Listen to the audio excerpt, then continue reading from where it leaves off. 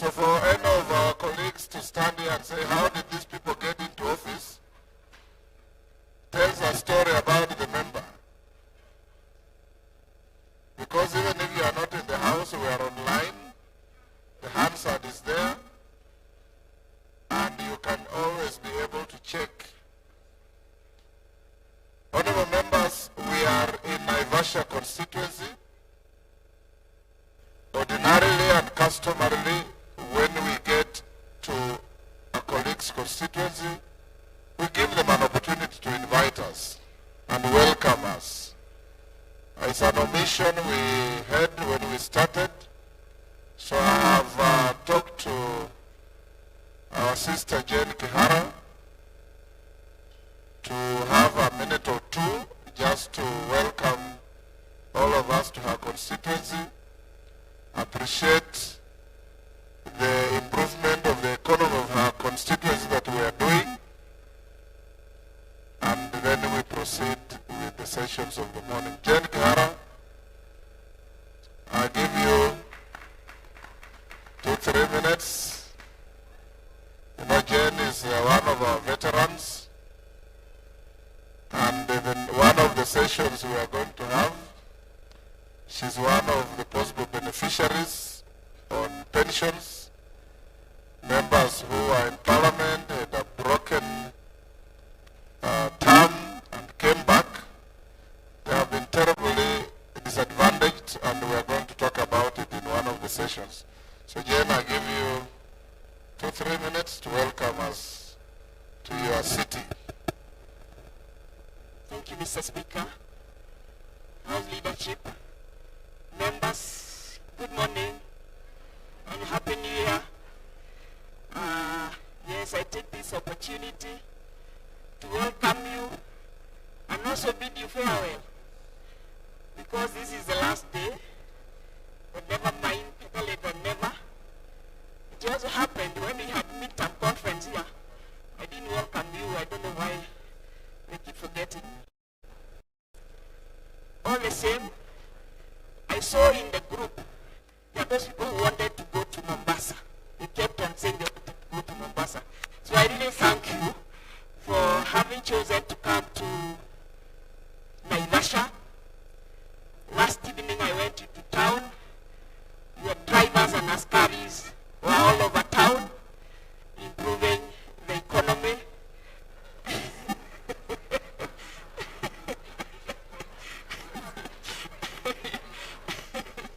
Improving the economy.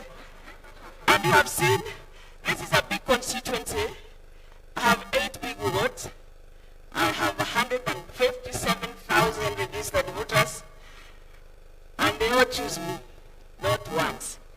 That means I do work for the people. So good people, when you travel home, travel well, but feel welcome. If you want to stay on, so that you see the rest of Naivasha. You know, there are people who are telling me that Naivasha is a good place because they have always come to this area where there are good hotels. You need to go to other places where there are hardships so that you get to know where I am. I have got a very complex constituency. But for the purpose of today, I really welcome you, and I'm happy, and when you travel well. Thank you, Jane. Mr. Speaker. Makofi kwa Jane. Next time, behave like Karisa Maida to my members.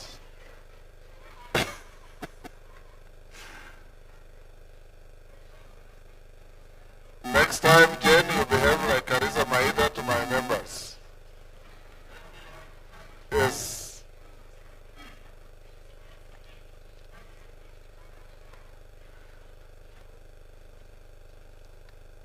Wangari, you are our session chair. Let's start. Thank you. Thank you, Mr. Speaker. Mr. Speaker, Dr. Undo is complaining that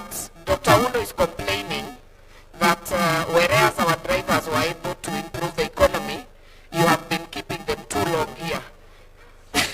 And the members have not contributed very well to the economy.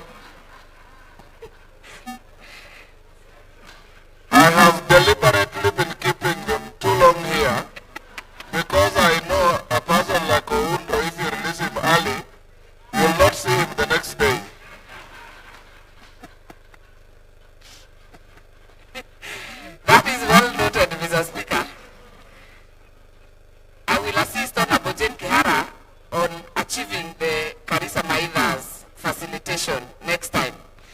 Mr. Speaker, allow me to go back to the We will program. hold you to it. Allow me to go back to the program and welcome our first speaker of the day and presenter, Dr. Chris Kipto, CBS. He has been a PS for, I think, 10 years and has served in different sectors in government, and he'll be our first presenter for today. Not Honorable Dr. Chris Kipto, CBS, it's your chance to make the presentation. Let me have a round of applause for the PS, the Principal Secretary, National Treasury. Yes, Dr. Chris Kipto. Makofi. Thank you.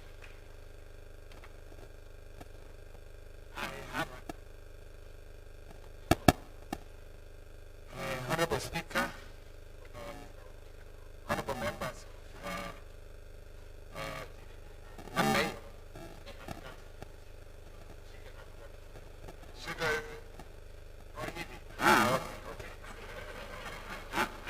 I need to practice to be a politician.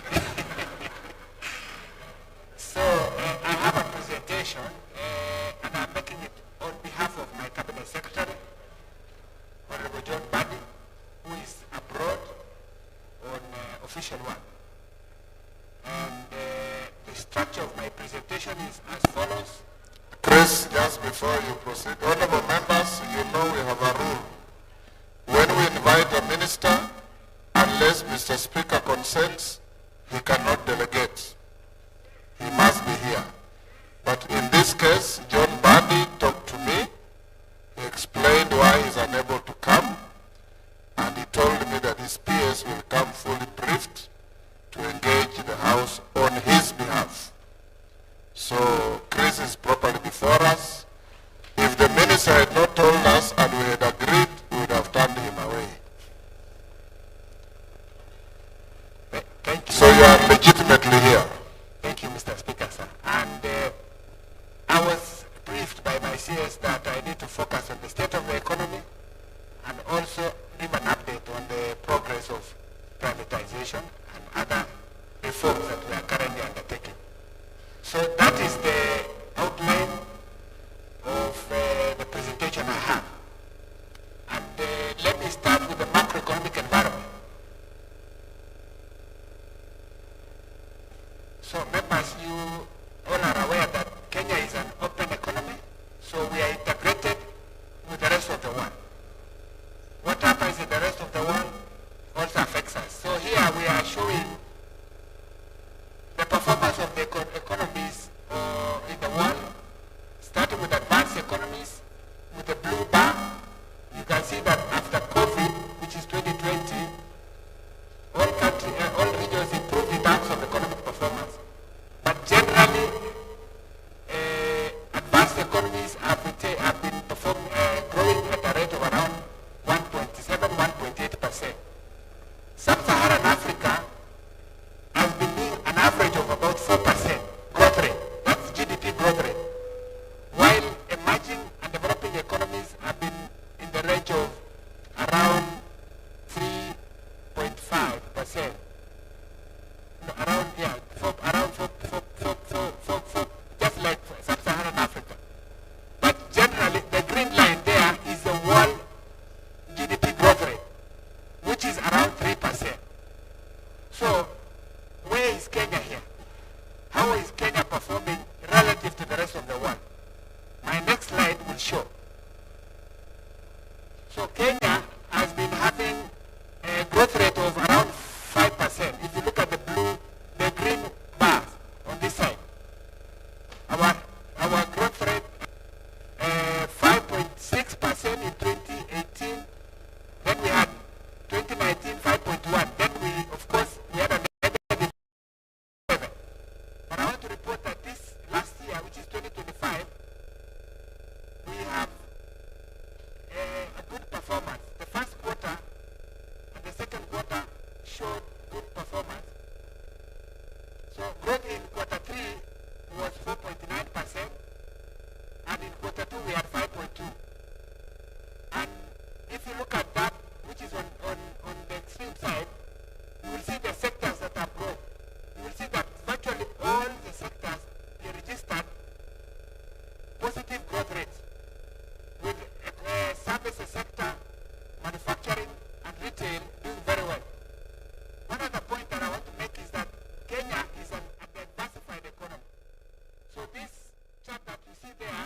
shows that even if we have a shock, we don't suffer from major shocks because our economy is diversified. So agriculture is the largest with about 22.5%, followed by transport.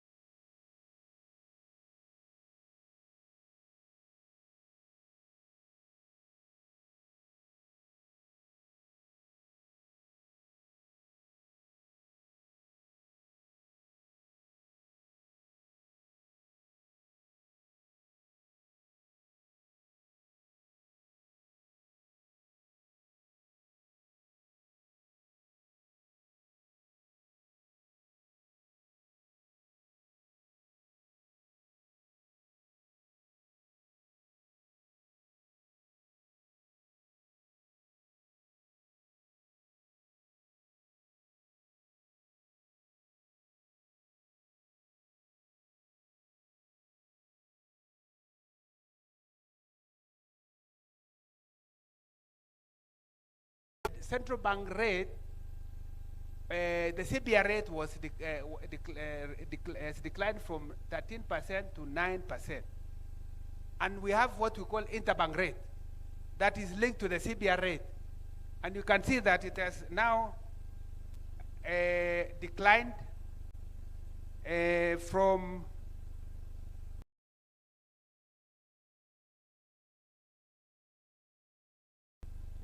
from 11.5% to 9.1%. And interest rates have therefore come down.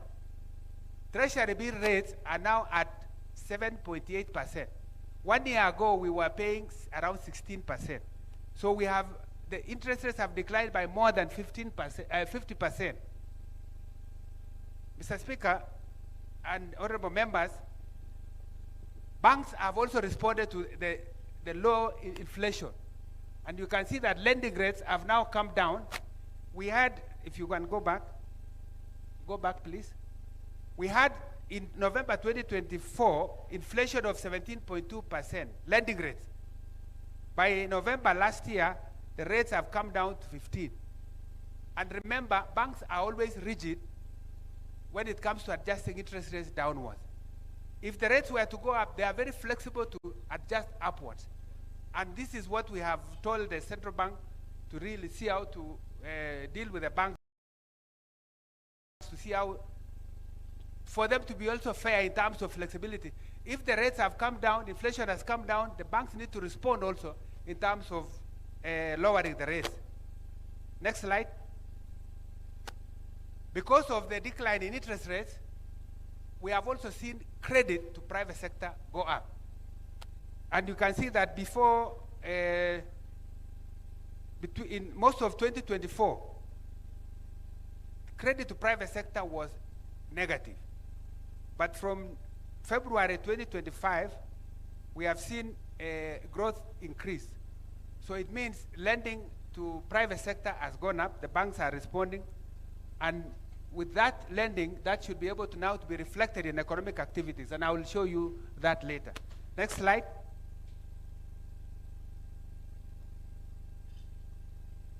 On external sector, I would like to inform you that our external sector has performed very well.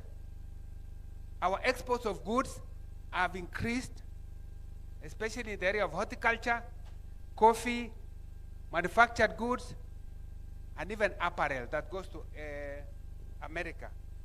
We have also had good performance on our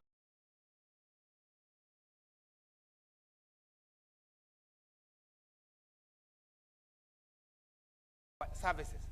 Because of this, there has been a build-up of our foreign exchange reserves. The central bank has now managed to have foreign exchange reserves of over $12 billion. In fact, this 11.7 is not current.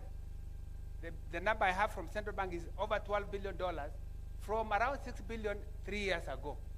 So the months of import cover is over 5 months, when we had below 4 months in 2022.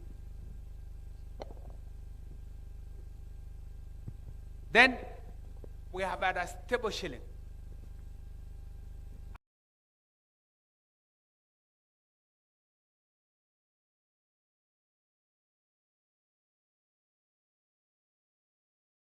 And I think it's one of the things I'm very proud myself, because in 2024, we were able to deal with the fear that we were not likely to settle maturing $2 billion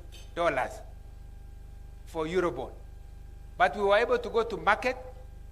We issued and bought back 1.5 billion of the 2 billion. That was a decisive action. If you can go to the next slide. You can see that from, like this, okay. You can see that from February 2024,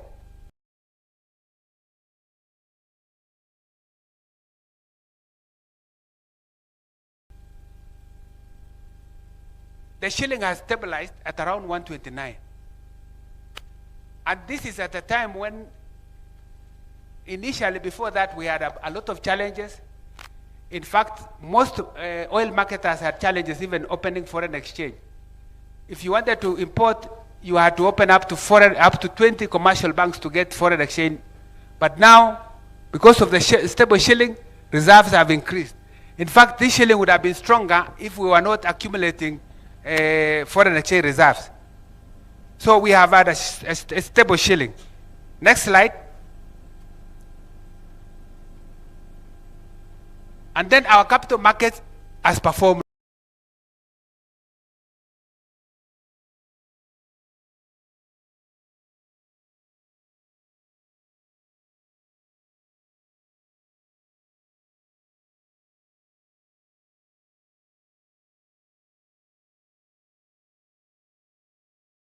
very well.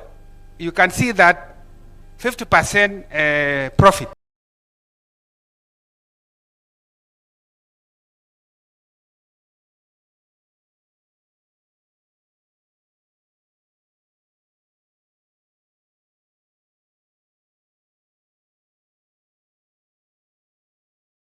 well.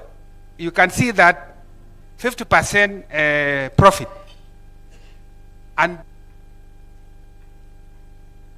so, honorable members, I hope I can move by the next issue of the budget, but by saying that we have achieved good progress on the macroeconomic front. Inflation has come. It is now low and stable. That inflation has been translated into low interest rates. The low interest rates have meant that now banks are able to lower the interest rates, and also the rates we pay when we borrow have come down. So we have saved also in terms of cost of borrowing. And then you can see that also the shilling has stabilized, and then our capital market is performing well. And this is why it's the right time also to go into the market when it comes to even divestiture, because we will optimize on the value. So I thought I should just tell you where we are on the budget. And I will give you how we have performed in the first half of the year up to December last year. We have revenue underperformance of about 136 billion. 136 billion. And I will show you in the next slide. If you can go, I'll come back to the next slide. This is how we have performed. In July, we failed to collect about 17 billion. Then it went to 69, 90, 108, then 120, almost 130.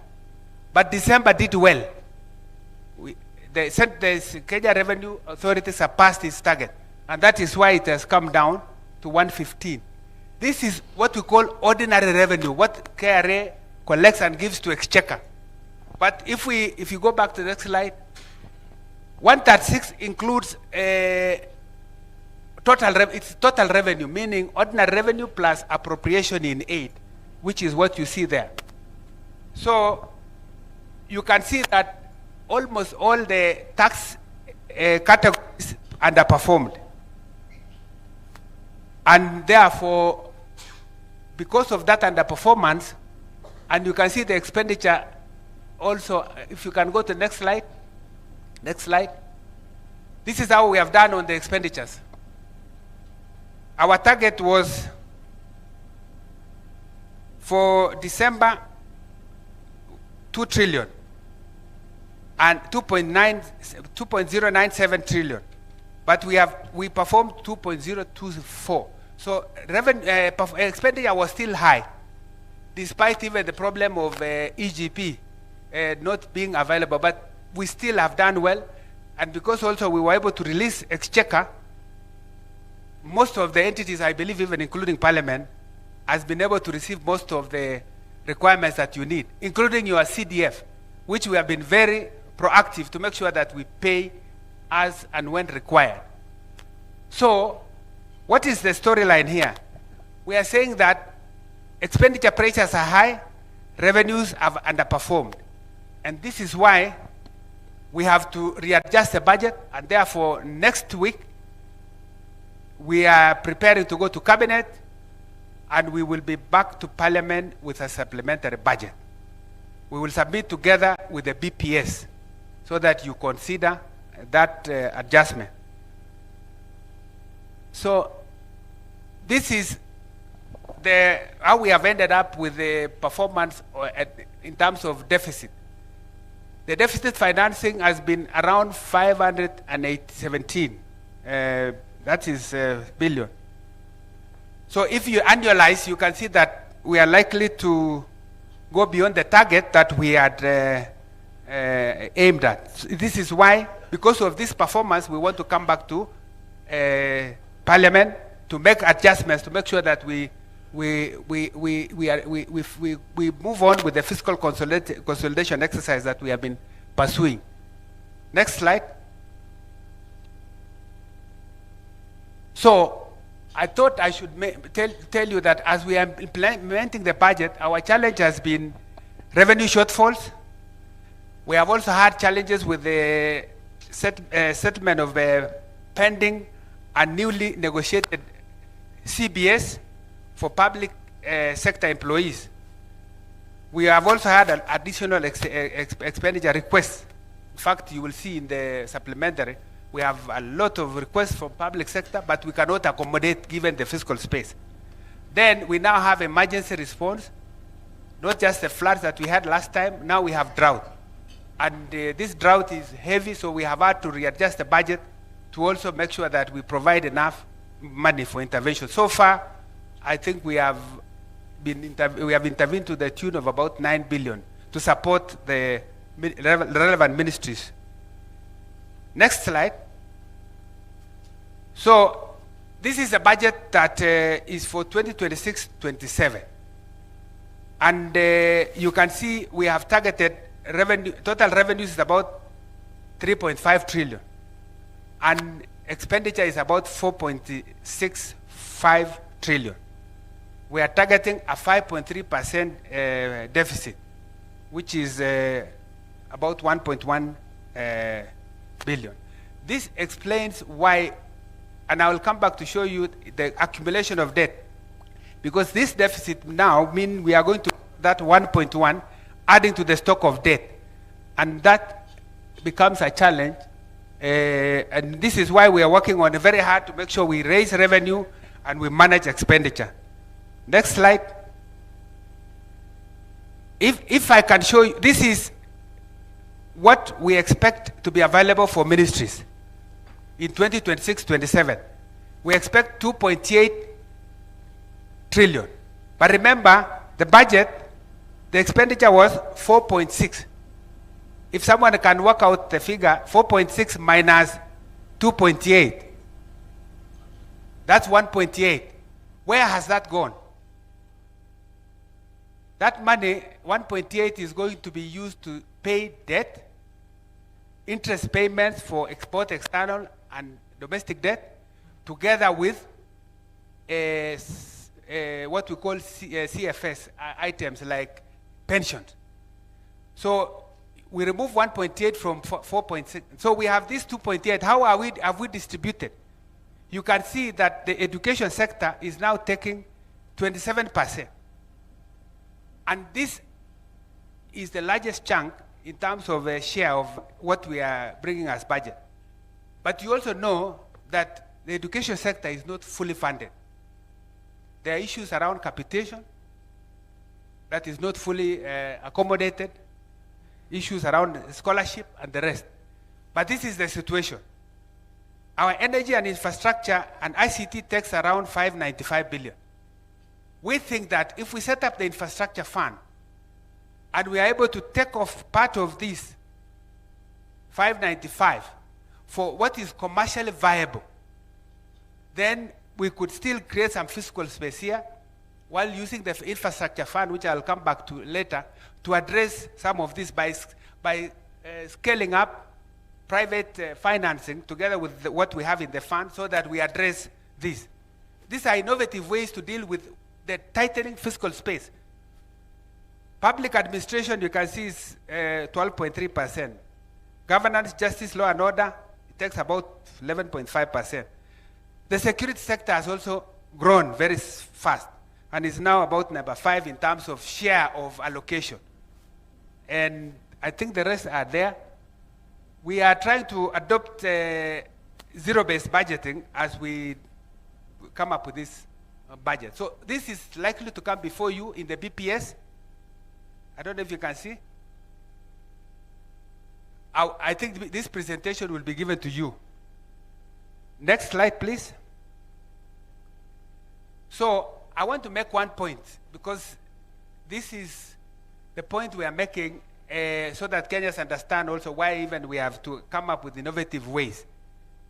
We have a shrinking fiscal space. That's our message. And it is important that members of parliament who approve our budget understand this situation. If you look at the history, in 2013, tax as percent of GDP was 17.2. And then it went to 18.2 around 2014. Then from then on, it has declined as a percent of GDP. Now we are talking around 14.4. But I'll show you that we, out of our fiscal consolidation measures, we are trying to reverse this trend. So ordinary revenue as percent of GDP has been declining. And this is attributed to a number of factors, including compliance gaps by many of the people who are not able to pay the taxes. We are pushing KRA to close that gap. We have also given a lot of expenditure, tax expenditure, too many incentives. I think cumulatively around 500 billion that we have given as incentive to various sectors. Then there are sectors like agriculture, which take a huge chunk, about 22% of GDP, but contribute very little to their tax. And so if you look at this, just go to the next slide. Revenues continue to rise each year, but at a slow pace. This highlights the need to strengthen revenue mobilization and then improve collection. So it looks good. You can see that the green slide is improving. But what is the growth rate? Look at that line, the red line. It's showing that the growth rate is slowing. That's point number one on the revenue side. Please go to the next slide. How are we spending when we get exchequer? And this is important, members of parliament, that you take note that for what we get from Kenya Revenue Authority, the situation has changed such that by the fiscal year 2025-26, we allocated 48.5% of ordinary revenue to be for CFS. This is high compared to 16.4% 10 years ago. So if 10 years ago we were paying 16.4% ordinary revenue for CFS, now we are doing 48.5%. If we continue with this trend in the next 10 years, assuming we don't do anything, it means we will just be collecting to pay for debt. And this is why we have been really working around it to see how to manage debt and see how to look at ways to get some things off budget so that we don't accumulate more debt. And then another point is that the share of development budget has shrunk. We had 20.8, in fact, 2016-2017, we had about 28% of allocation going to the development budget. Now it has come to almost 11.2%. That's shrunk. This is what I mean by tight, shrinking fiscal space. And maybe we look at recurrent, and look at the recurrent spending. Who takes the lion's share of recurrent spending? You can see, I mean, for total spending, you can see that recurrent expenditure has grown. It's now almost 17.5% of GDP. Then development is quite low, as you can see. But total expenditures, we're talking about 23.5%. So you can see 23.5% of GDP expenditure side. On the revenue side, you're talking about 14. But now we are trying to close that. So expenditure has remained elevated in recent years, reflecting sustained government spending pressures despite efforts we are making on fiscal consolidation. Let's go to the next slide. We are looking at the medium-term outlook. Thank you very much for supporting us. And I want to say this on behalf of my colleagues at National Treasury. Parliament has been very useful. You have responded to a number of reforms. We bring bills, and you have done very well in passing them around. To the extent, even sometimes I think you had issues. The Gen Z moment came because we were bringing in this problem. We wanted to raise additional revenue. You can see the shrinking space. So we have a national tax policy, and we have a medium-term revenue strategy.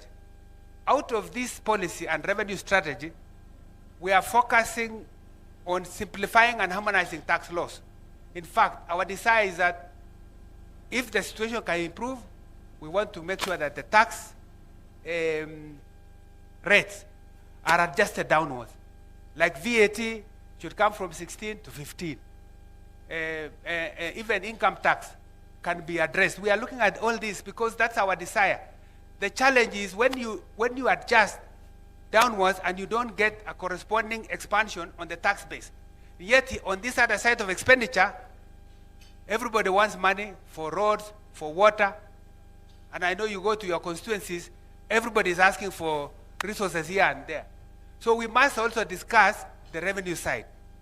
And so we are looking at deepening tax administration.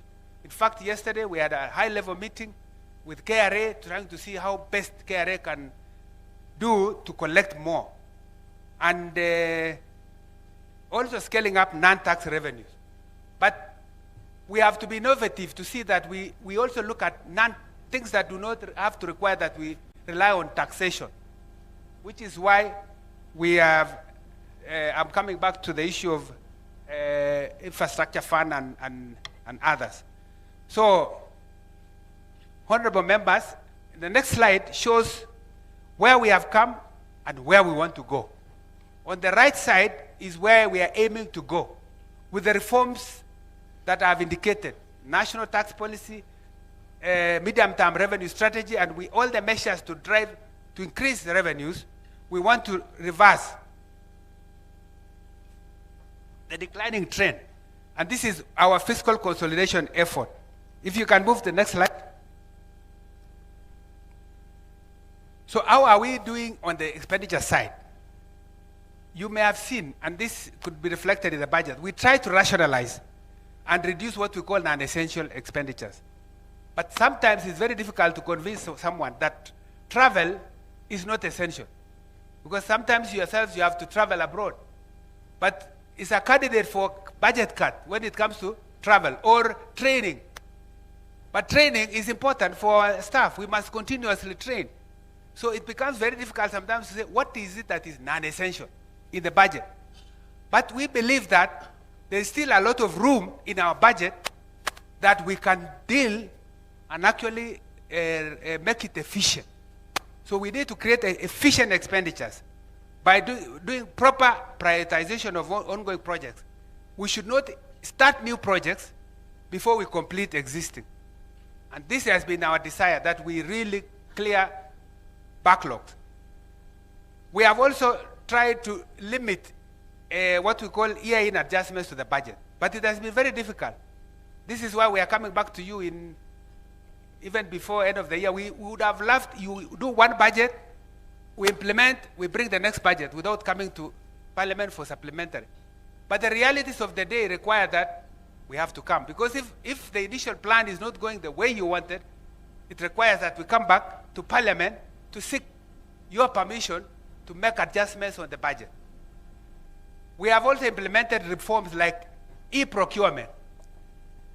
You all know we have had challenges with e-procurement. But the desire of e-procurement was that we need to move everything on e-procurement. Best practice has shown that if we are all on e-procurement, potentially we can save between 10 to 20% of our expenditure through procurable items. And it is still our desire that despite the setback that we have had in implementing the e-procurement, we still want to push so that we derive the benefits. Procurable item on our budget is around maybe about 2.5 trillion. So if we can save 10% of 2.5 trillion, that's 250 billion. That's very good money. Then we are using now PPPs. Instead of coming back, any commercially viable project, we use PPP option. That's why on this expressway to Nakuru, we opted, instead of allocating in the budget, we allow a PPP. We have a company that comes in, gets a concession hearing for 30 years, makes use of the road, and I think that is a better way. We are also trying to clean up the payroll system. So we are linking up the hatcheries, because there has been some cases where maybe we don't have clean data on who we are paying So we have now linked what we call HRIS, Human Resource System, with IFMIS and with ITAX and even with the central bank system. Then we are doing a lot of ongoing digitization and re-engineering of the pension scheme. In fact, no pensioner now can be paid if you are not registered online and with biometric. And we are going to, and we have locked out those who have not registered. And the pension department is already pointing out that there are savings from that reform. Next slide. We have also moved away from cash basis to accrual accounting. So from last year, our accounts now reflect accrual accounting, not cash basis. And we will not be seeing things like pending bills in the future, which are not declared in our books. Because we have, you know, we have a pending bills verification committee now going on. It has completed its work. So far, out of the 606 billion that were given to them to verify, they have managed to recommend about 255 billion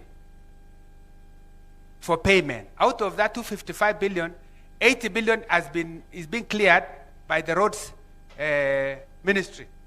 So the balance of 155 is what we will be, about 175 is what will be coming to you to pay. But going forward, all those pending bills will be reflected in our books. We are pursuing zero-based budgeting to make sure that we orient the budgeting and the expenditure framework so that we don't have incremental budgeting where you have a project last year that received 10 million, it gets an 11 million without checking really whether it is necessary to do that. We are also very good now at single treasury account. We have now seen visibility. We can now see where our accounts are with SAGAs. And we need to report to you that this week, actually 2 days ago, I chaired a meeting that brought in the controller of budget, the Auditor General's office, central bank, and we are going live on, for instance, payment of debt, external payment of debt. We have been doing a number of manual things. We are now going. In fact, myself, I've been signing payment vouchers, so many of them every week. Now we have a system that requires that we just approve a schedule of payments as an accounting officer, and then it goes through the electronically from what we call Meridian system at the debt management office to IFMIS, from IFMIS to central bank system, and that should be seamless. And I can tell you, we are going to be saving a lot. Number two, we have done something called twinning in the release of our exchequer. If you are seeking for exchequer as an accounting officer, you indicate what you require. If it is 20 items, we know which items they are by name. We will pay you, and you have no permission to change what we have given you to pay another person or another entity, which you did not provide to us in Treasury. This has really helped. We have seen a lot of efficiency in this, and we hope this can also go to counties. So you have to make your decision as accounting officer who you want to pay. Once it comes to Treasury, we release the money based on what you asked, and no one should change. So there's a lot of reforms that we are making, and even assets and inventory management.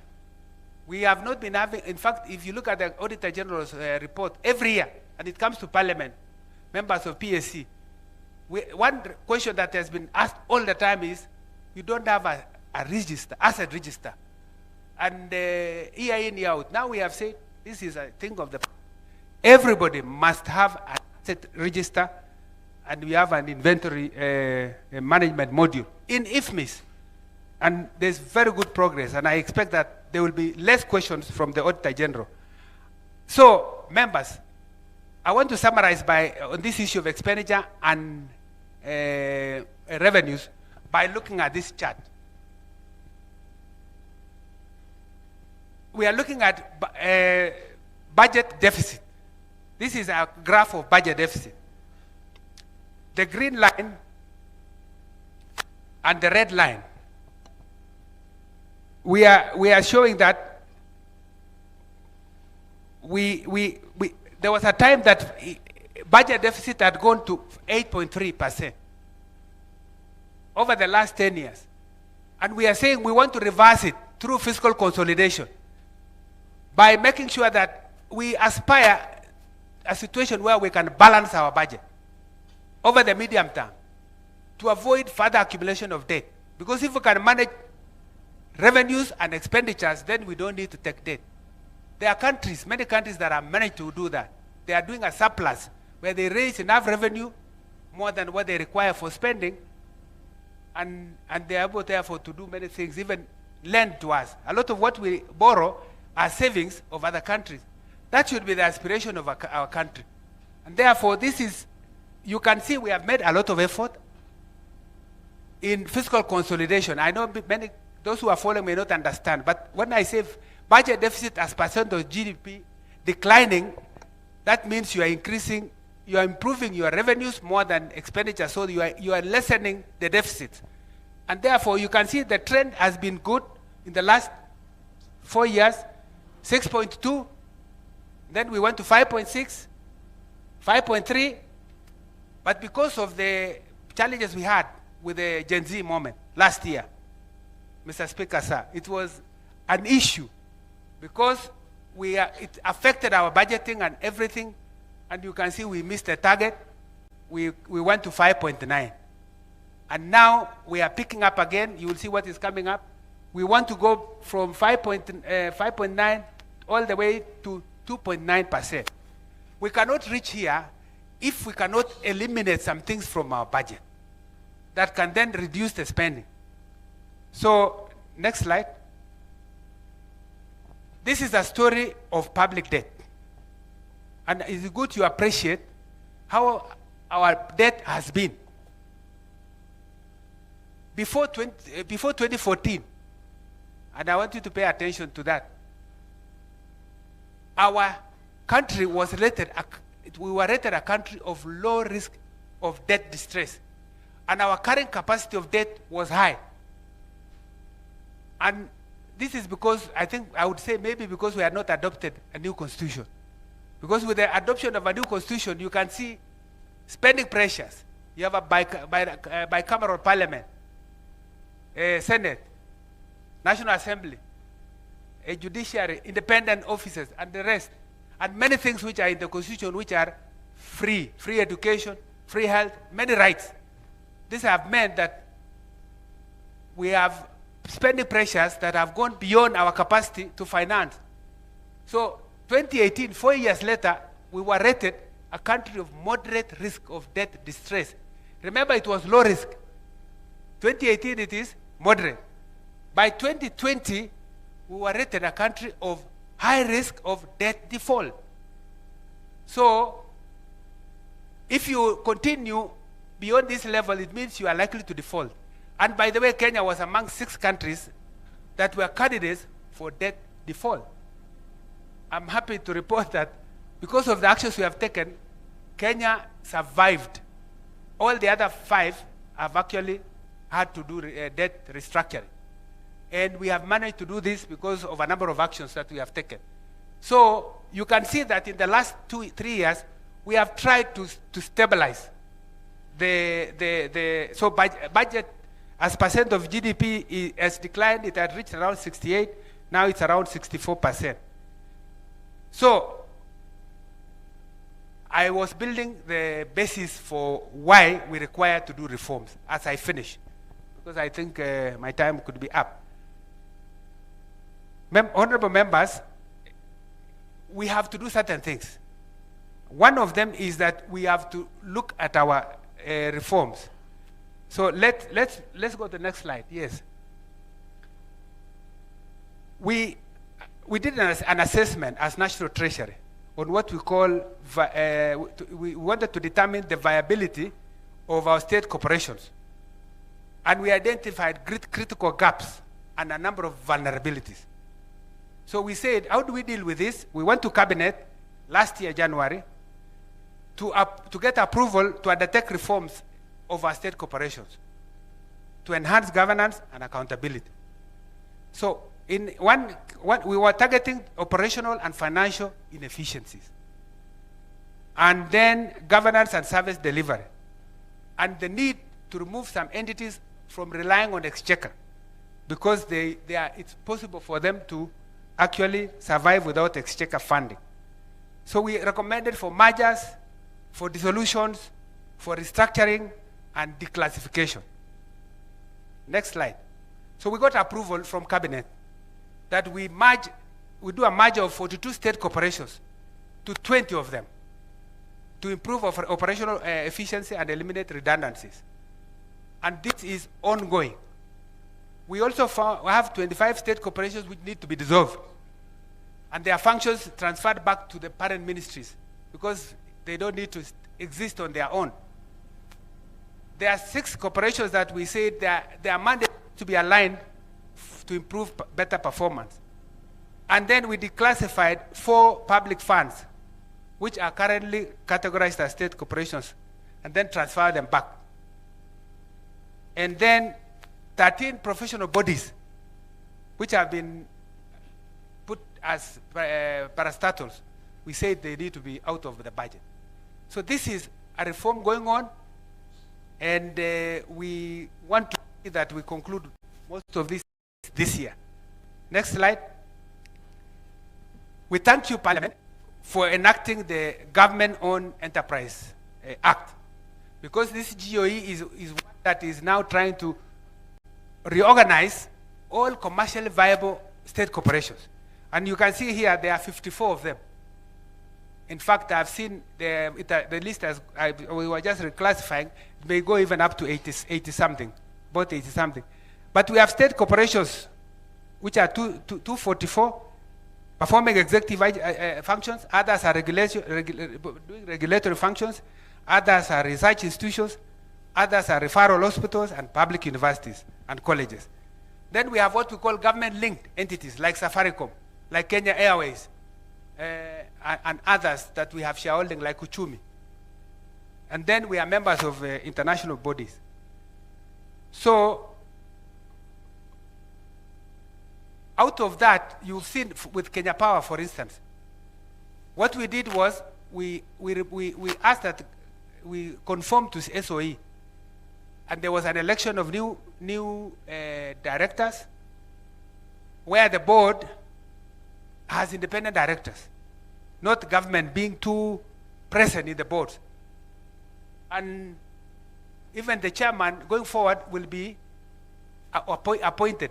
So I think the CS is in the process of issuing a circular to implement the GOE Act. And this is also going to make a lot of changes. And then privatization. We have also undertaken privatization. We came in here to bring you the Privatization Act, which you have approved. And now the Commission, the Privatization Authority, is actually working on a plan, privatization plan, for the next few years, including now ongoing Kenya Pipeline. And I really don't want to indicate the benefits of privatization. I think most of you would know. Let me go to the next slide. Which is now the Infrastructure Fund and the Sovereign Wealth Fund. If some of you read the Kwanzaa Manifesto, that manifesto says that there shall be an infrastructure bank.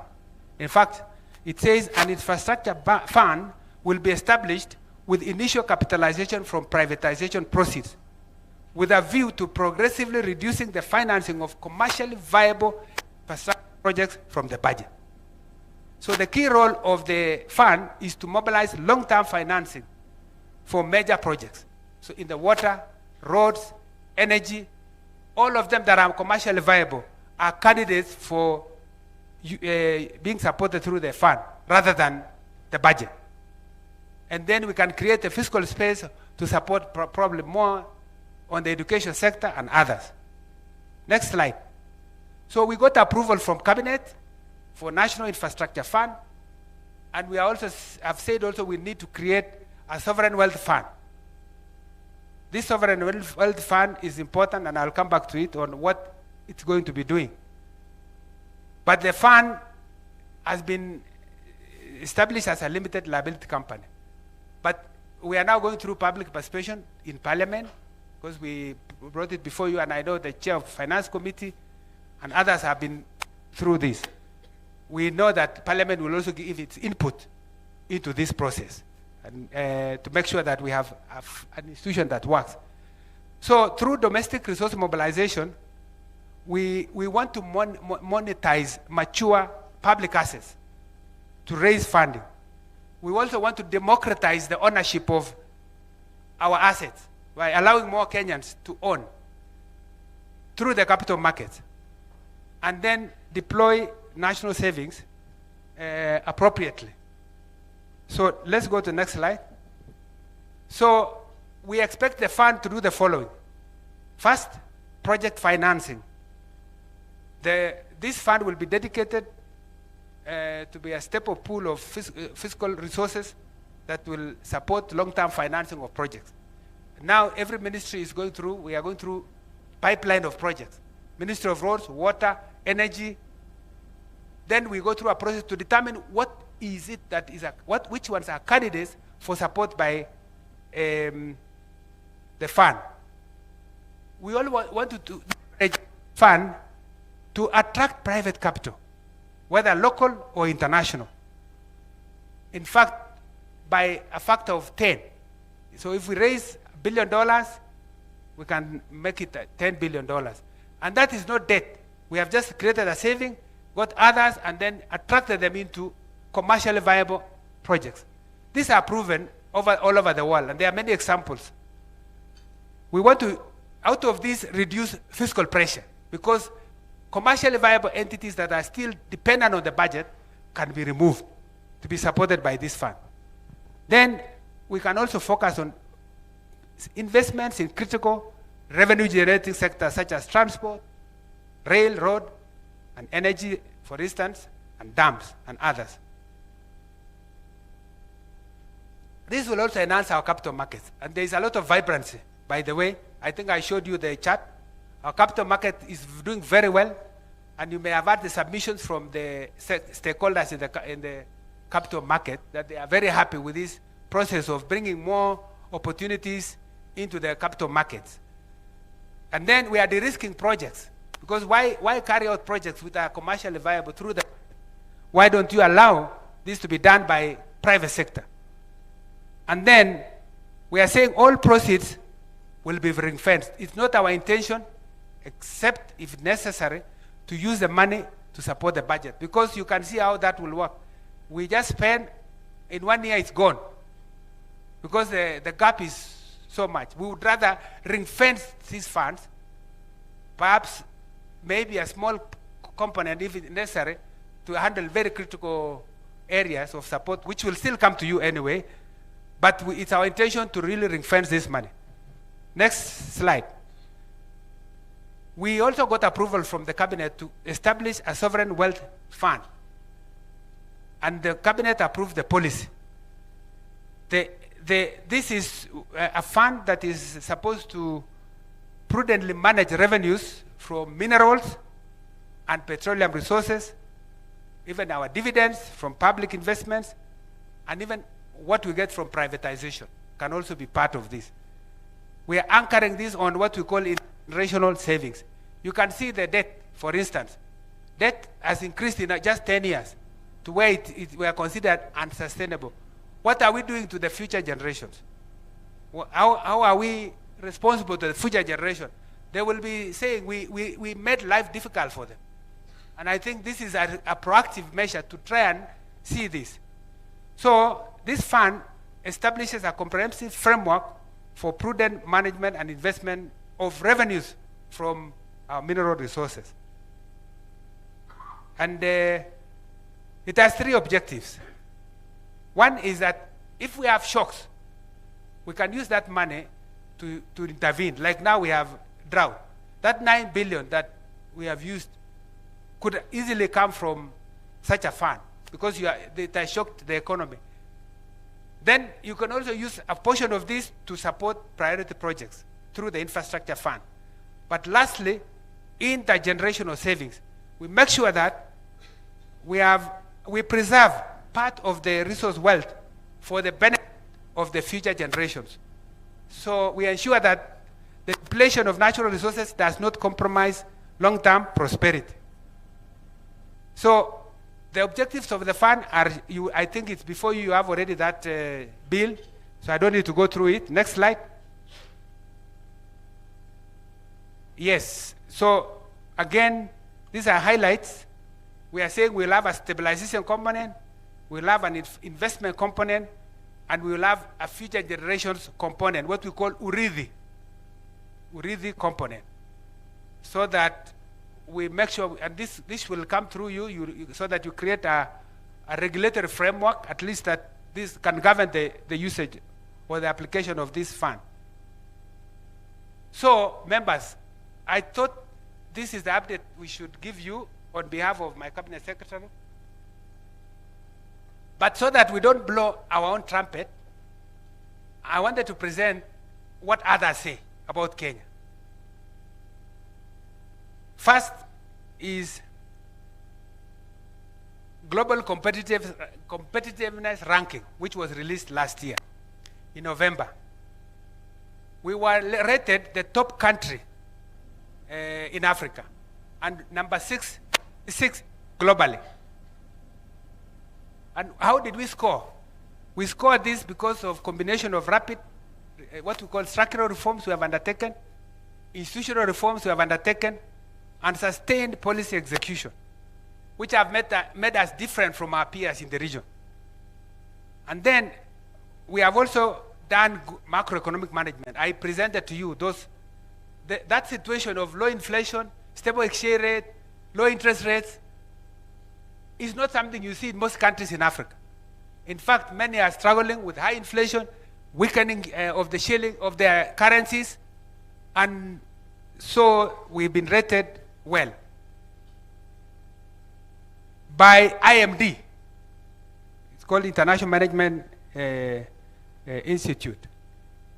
The next is what we call PMI, which was released recently.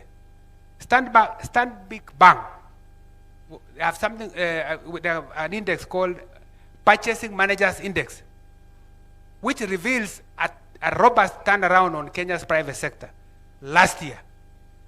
The report shows that the private sector in Kenya maintained expansion, especially in November and December, overcoming earlier years because of protests that we had. The employment and purchasing power went up. So hiring by private sector hit a 6-year high. And purchasing activity increased as firms sought to build interventions. This is a reflection that economic activity is picking up. And output and sales. I also reported that business activity was supported by robust customer demand and new orders.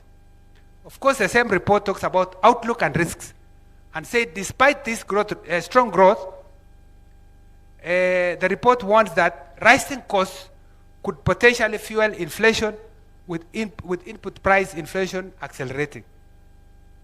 Then yesterday, you may have seen news that Moody's rating agency released a report which shows that we have been upgraded from CAA1 to B3. And they have also revised our outlook, showing that despite the challenges that are there, in their assessment, they see Kenya not likely to default because as finances are stable, they have seen our plan and they trust, and that is why there is an upgrade. Just in August last year, Standard & Poor also upgraded us. And we moved from B- to B with a stable outlook. This reflected that there is reduced near-term external liquidity risks. By the way, in 2022-23, I remember when I became the PS Treasurer, I was struggling even to raise money to pay debt. Our auctions were failing. You go to the auction, you don't get enough money. The international market was closed. Today, we go to the international market, and we've been there many times to do liability management. We get more than we need. Oversubscription. In fact, if I tell you, in 2024, February, we went to settle the $2 billion maturing debt, which was causing a lot of fear. We got $6.2 billion, we were only requiring 1.5. The next time we went, we got almost 5 point something billion, we needed only 1.5. The last time we went, we got almost $7 billion when we needed only 1.5. And now the market is open, we will also be doing. I can report to you that we have done a lot of liability management. We liability managed the 2024, which was a big risk. 2027, which was too high, is now sorted. 2028 is also stabilized now. We are looking at 2031, 2032 to smoothen so that we are certain as Treasury when we plan that we can be able to pay. Not like when we were not sure at that time that we could pay 2 billion. And this is why we don't want to be in a situation where we also borrow at one go, one bullet, that you require to pay so much money in one go. We want to plan it such that it's easy for anyone coming. I would like the one who replaces me in the future to find a better situation of managing finances of the country. So the last one is Fitch rating. Fitch affirmed its rating at B- with a stable outlook. So these ratings are crucial because they help us in our borrowing cost. Like now, we have a delay in DPO from World Bank. And I want to thank you, Parliament, because you have supported us also on a number of reforms. You have passed the conflict of interest bill. You have passed what we call the GOE bill. You have also passed the one for social protection. And many that are really, when you look at this is why we are being rated well. It's because of the work you have done as Parliament to pass the reforms. I still urge you to support us on the regulations that are before you so that we finish and we are able to access cheaper financing also. And then IMF is also on, and we have been able to get a lot of support. And our bilateral partners, we are doing well. I think all is well, and Honorable Speaker, I want to conclude by saying that we face a very difficult task of balancing, where we need to boost our revenues to protect critical spending in priority areas like education, like security, and meeting the heavy debt services that I have indicated, which now take almost 48%. So, because I will take up questions, Honorable Speaker, maybe I just end here and thank members for listening. I hope I have not loaded you with too much economics. I left a lot that I wanted to bring, but I just thought maybe if we have regular meetings, we could, I could have probably organized myself better than this, because it was not my plan. The way CS would present is different from how I present. Him is a politician. And by the way, I am proud of my CS. I think he has done very well, and he's able to communicate better than myself. Thank you very much. Another round of applause for Dr. Chris Kipto.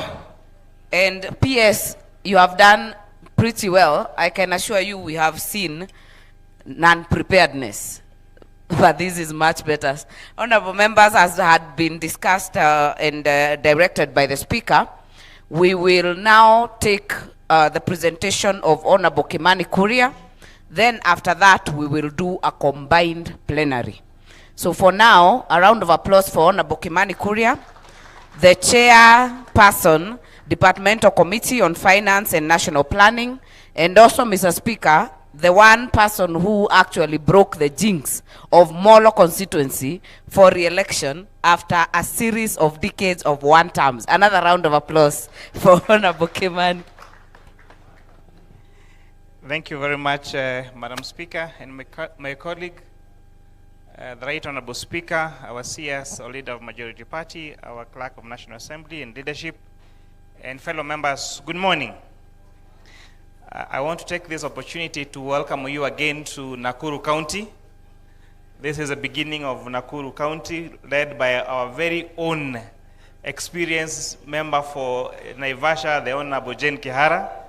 From there you go to Gilgil, led by the great lady, the Honorable Martha Wangari. Na sisi tunafunga kule mwisho, Molo, then Kuresoi North, then Kuresoi South, then Kuresoi North. So allow me to take you through my presentation, and I hope my, yes. So I'm going to take you through the next 10 or 15 minutes to discuss two things.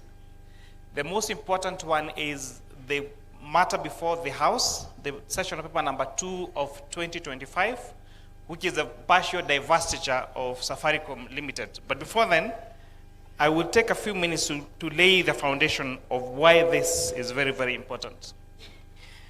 This 5th session, honorable members, represents to us a very key and very prime time where we'll make a very critical decision.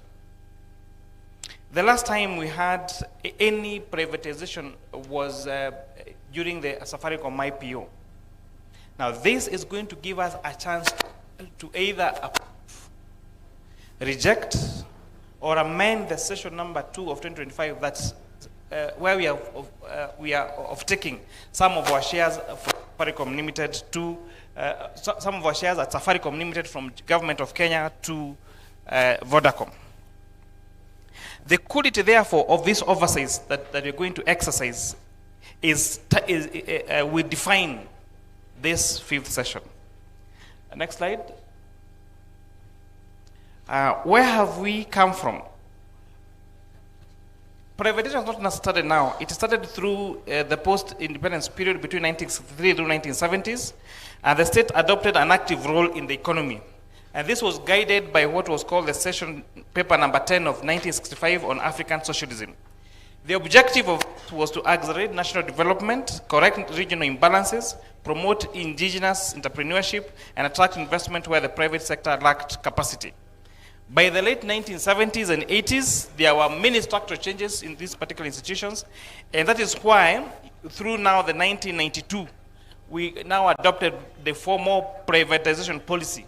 And this is subsequently, again, what came through our Vision 2030 that now says that now where the state realized that they cannot efficiently handle some of these commercially viable institutions, and therefore that's where now privatization started through now 1992 to 2002. There has been what was called the economic recovery strategy for wealth and employment creation.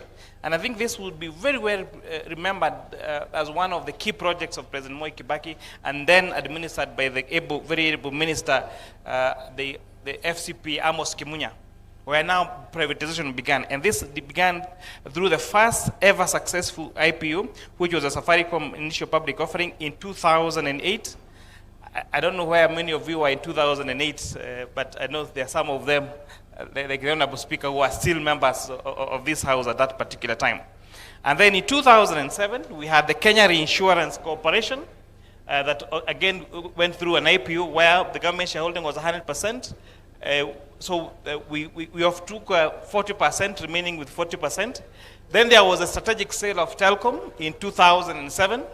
Then came Kengen, then the IPO for Mumias Sugar Company Limited, where we did the second offer in 2006, and where we took around 18% of our shareholding.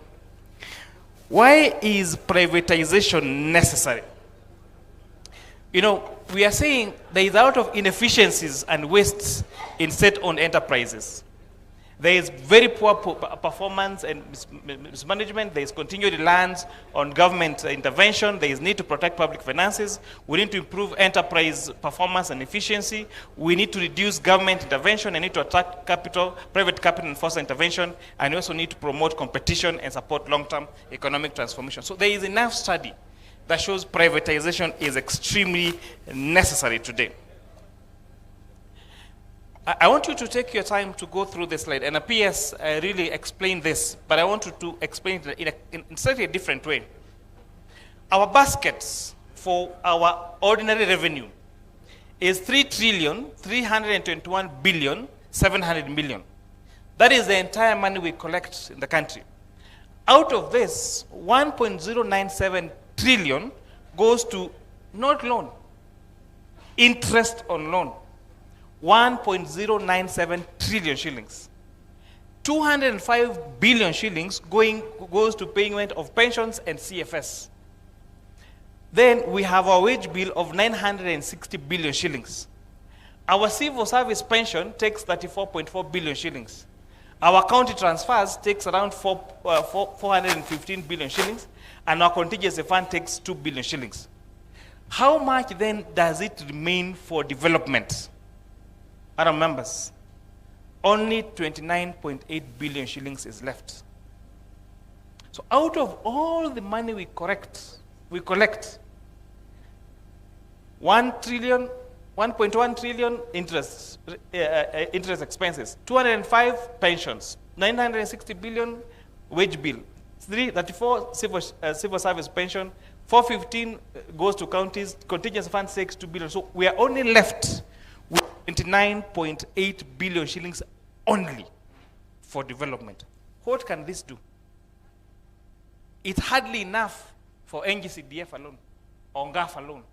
So therefore, we must find ways of how else do we raise revenue, how else do we raise money for development expenditure.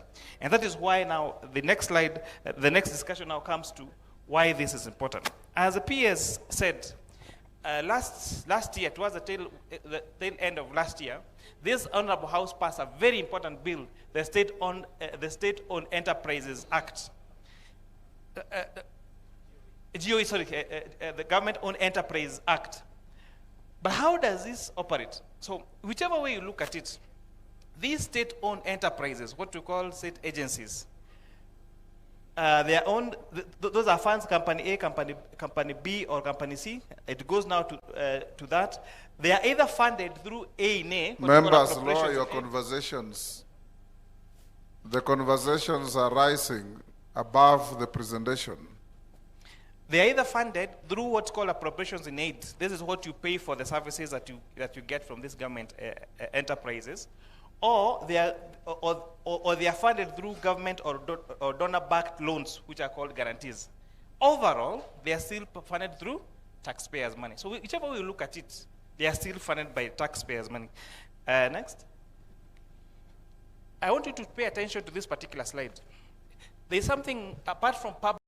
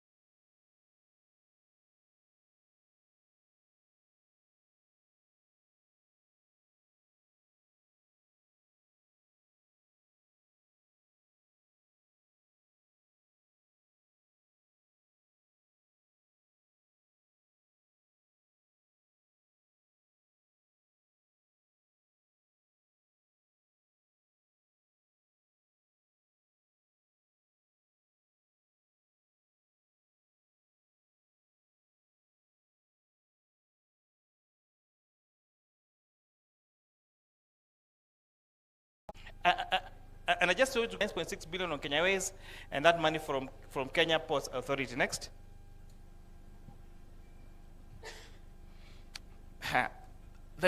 This comes now the critical discussion about privatization. And here we disagree with National Treasury on many things, this being one of them. In 2023, the cabinet approved 11 SOEs to be privatized. Then there were targeted 18 other SOEs that were targeted for sale. By February 2024, Cabinet approved the sale of 7 more SOEs. Now, here is a challenge. You are telling a whole institution that they're going to be privatized, and you told them they will be privatized in 2023. 3 years later, you have not made a decision.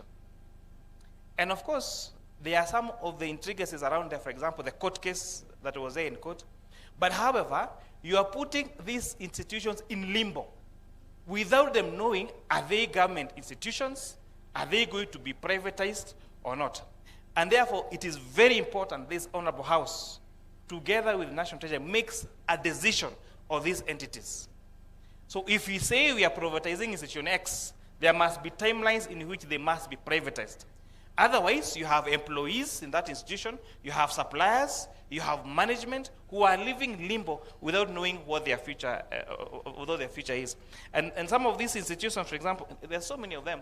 I don't want to go through them now, but we have like Mount Kenya Lodge Limited, Cabernet Hotel Limited, and we must ask ourselves, what business does government need to own Cabernet Hotel Limited? Why do we need to own Mombasa Beach Hotel?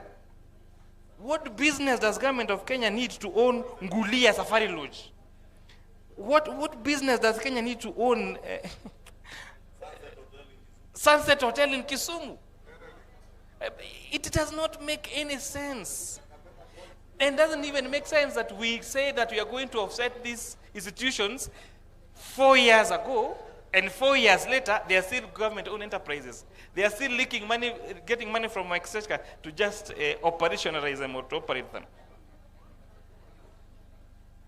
This Honorable House, led by my committee and the Committee of Privatization, passed a very useful legislation, the Privatization Act of 2005, which was enacted in October. This replaced, and this is very important, I've seen most of the discussions around the media, for example, citing the Privatization Act of 2023.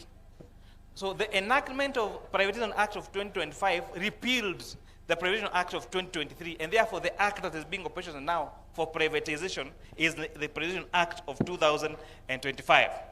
And this particular act now has several changes that we made. For example, establishing the Privatization Authority under the National Treasury, it directs that all proceeds must go to development. It introduces transparent participatory process with budgetary oversight, and reduces steps and eliminates formalities to steep up privatization. Next. In the current act, it is specifically clear that for any privatization program to happen, there must be absolute authority and express authorization of National Assembly. And this has to be taken into consideration. Again, the Privatization Act of 2023 had said, interestingly, that if Parliament did not approve a privatization program within 90 days, it would have been deemed to have passed.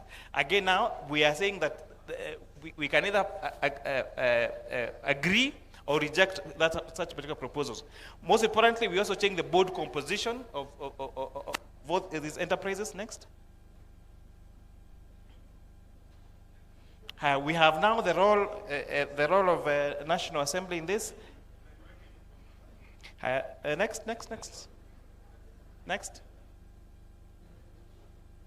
Next. I want to take you through now why we are here today, and I know this is where most people are have been waiting for. The Safaricom partial divestiture. I've had discussions of people saying that government of Kenya is selling Safaricom.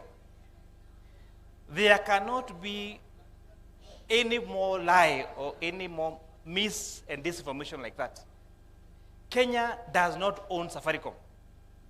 Kenya only holds a stake of Safaricom. We only hold, out of 10 billion shares, Kenya owns 6 billion shares only. And therefore, Kenya is not selling Safaricom Limited. We are only offsetting a bit of our shares, reducing our stake.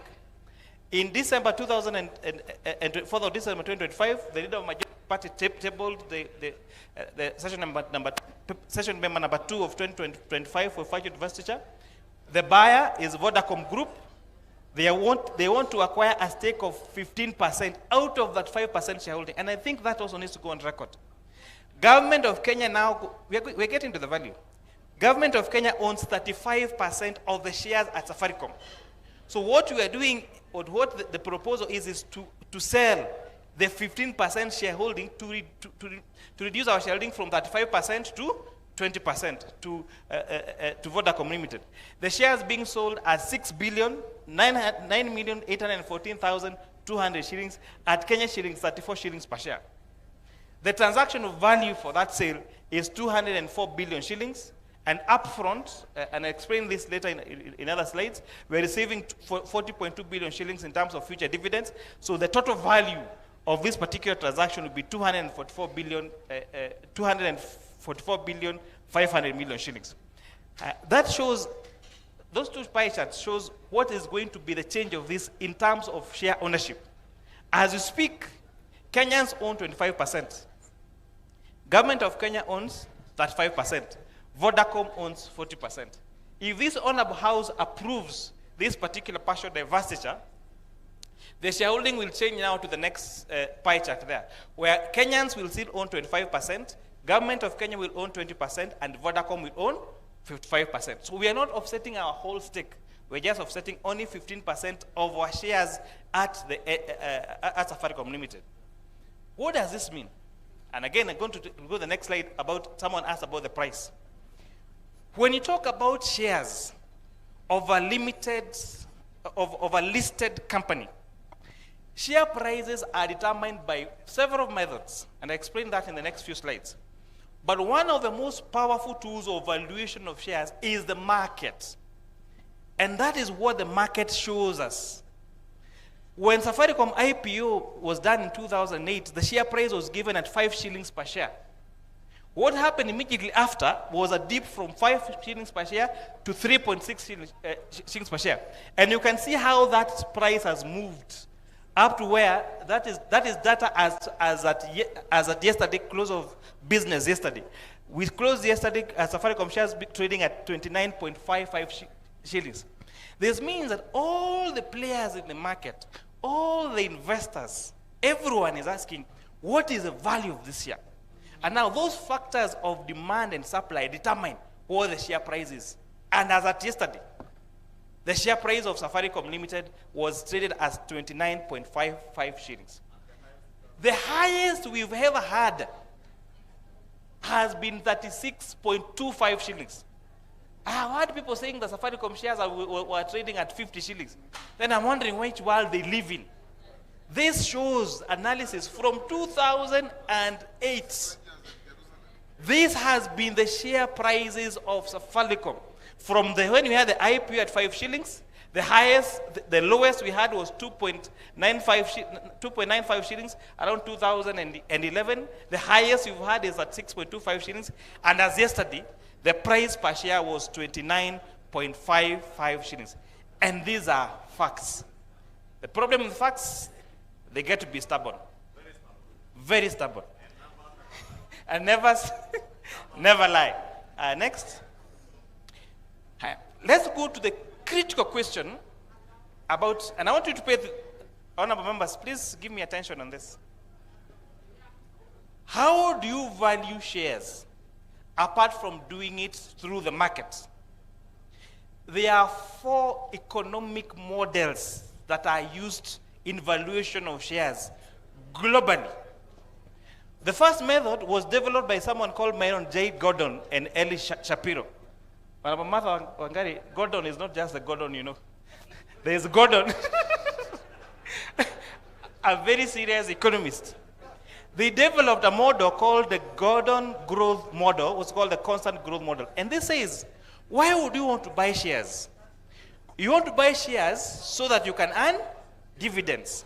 So you use now that dividend to calculate then what is the value of that share. The second method is what we use free cash flow to equity. When the company operates and removes all the operational money, how much is left in that company for profitability? That's called free cash flow to equity model. It was developed by someone called, another called Copeland, Kohler, and Murin. Then you have residual income model. And you have lastly the price earnings multiple model that was developed by Graham and Dodd. Let me now take you through each of these models. So next slide. So when you're calculating the share price, the market price.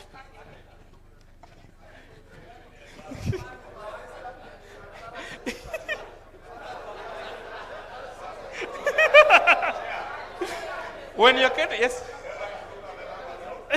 Okay. You might ignore everything else. But how to calculate the share price using the Gordon growth model, V0 is a value per share, which is a summation of N, the dividend expected 1 plus the expected rate of return to power T, which is time. So if you take all this, and this dividend growth rate is what I calculated for the last 10 years, gives us the intrinsic value for Safaricom at 27.98 shillings per share. This is method number 1. I will not take you through all that mathematics. Go to the method number 2. If you use market multiple principle, what is called the price earnings per share, and you insert that into that is a price per share times expected price per share, then you get the value of 36.627 shillings per share. That is our value number 2. We had 4 methods. So let's go to the third method. The third method, we use free cash flow to equity model. And again, I have explained the maths there. Let me not take you through the maths. If you insert all the figures, again there, it gives us the value per share for Safaricom at 25.28 shillings per share. That is formula number 3. Lastly, formula number 4, what you call residual income model. And again, this we take the return on equity, then we divide the required rate of return. No, we minus the required rate of return, and we multiply by the book value. Yeah. So once you use again this price, this particular formula, and it's attested there, you get the value per share at 24.55 shillings per share. Next. So those are the 4 models. So the 4 models, if you go quickly back, gave us the first value. Give us the first value at 27.98. The second value is 36.62. And the third value is 25.28 shillings. And the fourth value is 24.55. These are economically, globally valued tools of valuation per share. So the highest is that the one that you've seen at 36. Again, 36.62 is the highest value using the market multiples comparison, that is price by PE, and then the lowest is 24.55 shillings per share. Those are globally accepted models of valuation of shares. So if anyone else tells you that the market share of Safaricom is at 80 shillings, or at 90, or whatever price it is, ask them which valuation model they are using. And if they can prove to us which method they use, then you can say that this share has been either undervalued or overvalued, or whatever value they are going to create. Secondly, when I talk about this value per share, I was speaking to someone over the weekend and saying me, if it is true that the market value of Safaricom is say 50 shillings per share, and yesterday was traded at 29.55 shillings per share, then there are more than 10 billion shares owned by private citizens in the market, which are trading freely at the Nairobi Securities Exchange. So if you placed an order tomorrow, and you say, I want to buy 10 billion shares at 50 shillings, you will get all those shares, because those people will be willing to offload those shares to you. And anybody from Kenya, from anywhere across the globe, can willingly trade in our shares at Nairobi Securities Exchange. And that, again, is a stubborn fact. Next. What are some of the comparison valuation mechanisms that have been used? Standard Investment Bank, an independent bank, in May 2005, did valuation using discussed cash flows based on 5-year estimates for the GSA business and a mix of EV and EBITDA, that is earnings before interest and tax, and market capitalization to revenue for the financial services, and they valued that shares at 6.38. Feeder Investment Bank, again in May 2005, valued those shares at 24.8 shillings. NCBA Bank valued Safaricom shares at 27.63. And Kipra valued them at 27, using the value added when using market share price in January, and 36 using market price share in March 2021. This is before the decree. This is before the investment in Ethiopia. Again, these are valuations from independent institutions using their own models. Next. So we're saying, what are some of the key assumptions that have been made on this Safaricom thing? That we're saying that there will not be any major operation of financial shocks. The dividend policy will remain unchanged. There is going to be modest nominal growth. There will be proportional dividend distribution. That Kenya shareholding would be reduced to 20%. No extra dividends. Stable macroeconomic and regulatory framework, and figures presented in nominal shillings without discounting. Lastly, there is another concept again. So what Vodacom again is offering government of Kenya, if we offtake these shares from you, you are assured of receiving dividends every year. And you will receive dividends, say, for the next 6 years. So in lieu of the dividends that you're supposed to receive, they are saying, we will pay you that money in advance, upfront. What does that mean? Go to the next. So it means that if you take all the money that we're supposed to receive in the next six years, assuming the same dividend payout ratio, we would have received 66 billion shillings in the next 6 years. Next. But how much are we receiving now? And I want to take this time to address that question. So we would have received 66 billion shillings in the next 6 years. How much are we receiving now in lieu of that dividend? 40 billion shillings. That is the offer on the table. What does that mean? Are we taking a loss? Are we taking a profit? For that, you need to ask yourself, if you were to take a loan of 40 billion shillings now, because we're not receiving that 40 billion shillings now, we receive it in the next 6 years, what will be the present value of that money now? And to take the present value, you use 1 plus expected rate of return, then you multiply the number of years. No, the 55 divided by 1 plus R is the growth rate multiplied by 2 power 6, that is the number of years. It would mean that the value of that money that you're supposed to receive in future now is 29.3 billion shillings. That is the difference between present value and future value. 40 billion shillings in 6 years is worth 29 billion shillings now, because of what we call discounting for present value and future value. To put in other ways, we're saying, if you received cash today, you'll receive 40 billion. In 6 years, that dividend will have received 55 billion shillings. With a funding cost of around 5.6% per annum, and if you take the market sovereign yield at 11.3 million shillings, it means the present value of that 55 is 29. So actually, we are taking a gain by receiving that money now and not in future, using this simple calculation. Next. Next.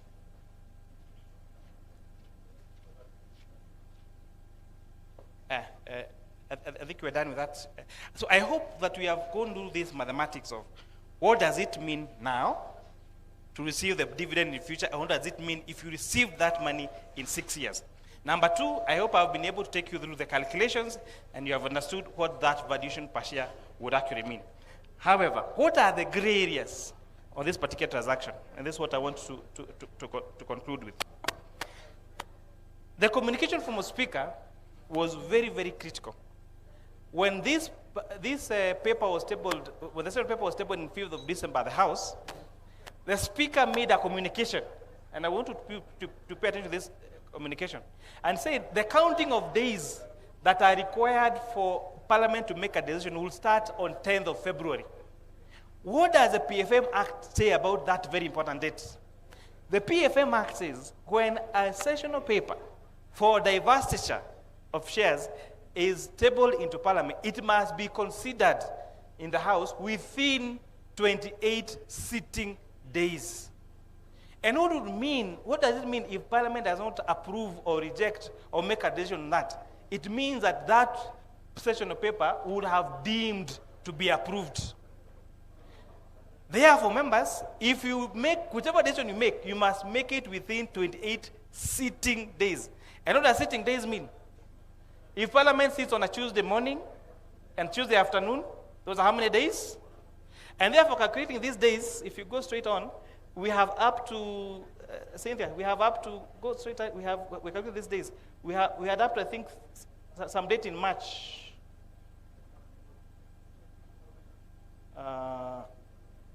Where is it? We have up to 26th of March to make a decision. We have 3 decisions to make. We can approve the session of paper as it is, without amendments. We can reject the session of paper as it is, or we can amend that session of paper. So those are the 3 decisions that we must make. And you must make that decision before 26th of March. And if you do not make that decision by the 26th of March, then that decision would have deemed to be approved by Parliament. Again, what are some of we started, yes, in terms of processes also, we started stakeholder engagements for the last 2 weeks. We post for this week to attend this particular discussion. Then next week on Tuesday, and I will be sharing that with honorable members because it's very important, we're doing public participation and civic education in 30 counties. So I'll share those counties with you and the dates and the venues so that at least please members help us mobilize yourself and members of the committee to come and attend those public participation hearings. But what are the gray areas here? The session of paper says that this money will be spent on critical and viable infrastructure projects. But here is a challenge. As it is now, if this honorable house approves this spatial divestiture and that transaction is complete, where will that payment be made to? The money will be deposited into the consolidated fund services account. When money goes to CFS account, has no discretion of, it doesn't matter what the PS wants to pay. There is order, first charge, second charge, third charge. So, and I heard the PS talk about infrastructure fund, but is there a legal framework for that fund yet? And I know the PS is here, he will respond to that particular question. So our concern so far, and the concerns of the members of the public is, if this money is deposited to the consolidated fund services account, there is no legal framework or legal guarantee that that money will go to be spent on key infrastructure projects. And therefore, it's very important that as we make a decision on this, we are guaranteed, or we make the framework to guarantee that that money will go to the infrastructure projects that the government is talking about. It is not enough to talk about that's going to go into infrastructure. It is important to have a clear legal framework that guarantees. And I think we could be back to where we were in 2024 with the housing levy. Remember when you passed the Finance Act of 2023 and created a housing levy. What was telling in court was said, we have created a housing levy for affordable housing. But what guarantees that that levy will go towards paying for affordable housing? So we had to come back later in the year and do the Affordable Housing Act that now created the Affordable Housing Fund that now guarantees your housing levy, you are sure that inatoka kwa payslip, inaenda kwa fund that goes to build those particular projects. So Treasury is here to demonstrate to us that this money actually has a legal framework that guarantees that it will go towards creating that infrastructure fund that they're talking about, and that has to be through a legal framework, not just by saying. Number 2, a question is asked, which law should have been followed in terms of privatization? And people are saying we should follow the Privatization Act. Unfortunately, the Privatization Act exclusively excludes partial divestiture of government shares from following the Privatization Act. So the Privatization Act cannot be used in partial divestiture.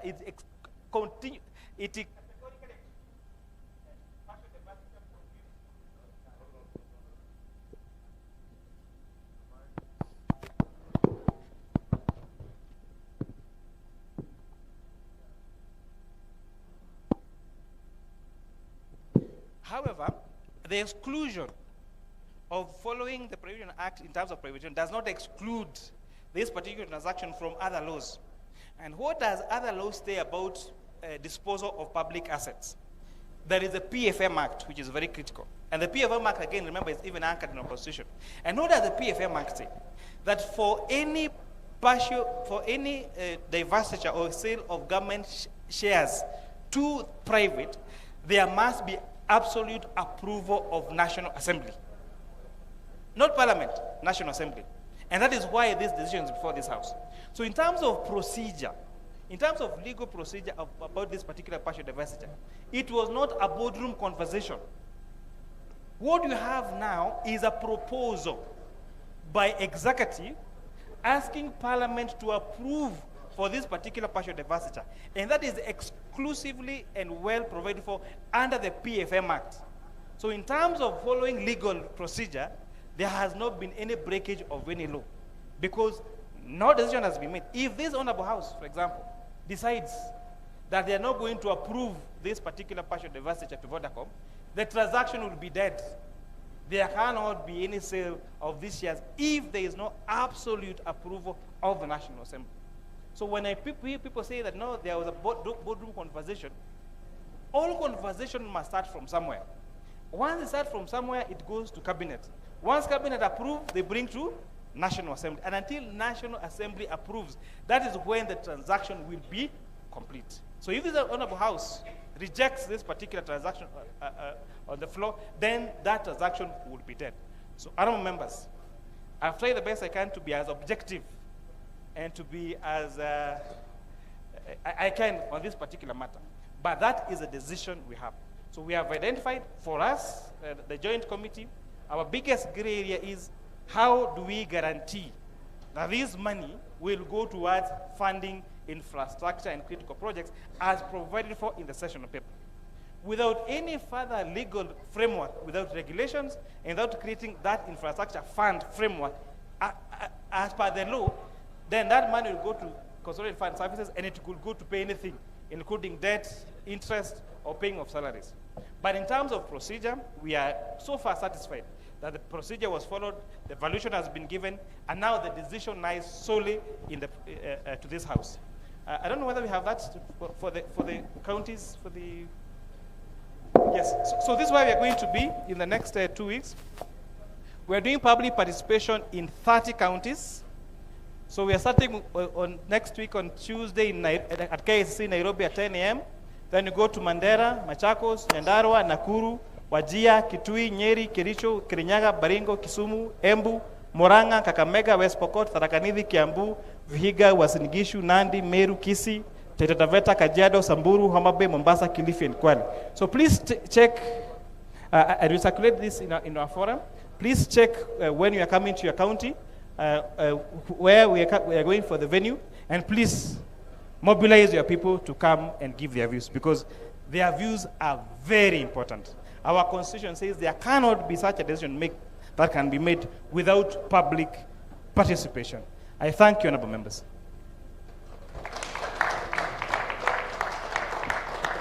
Another round of applause for Honorable Kimani. Yes, Honorable Kimani Kuria, you tried to carry members apart from one slide where you lost them in the summations and the intrinsic value, but they are back. Mr. Speaker, if you allow us, we can go to the plenary before. Yes, we can go to the Because Honorable Shuria's presentation was to be done together with Honorable Kimani. Yes. So honorable members, Do plenary for Dr. Chris, 1 hour. for 1 hour. We have a lot of time, honorable members. Let me start with the first three, this side, first three here, and first three here. I will start with the Honorable Faith, I'll go to Honorable Karoli, and I will go to Honorable Basil. On this end, I will start with Honorable Bishop Kosgei, Honorable Sunkuli, and Honorable Kamene.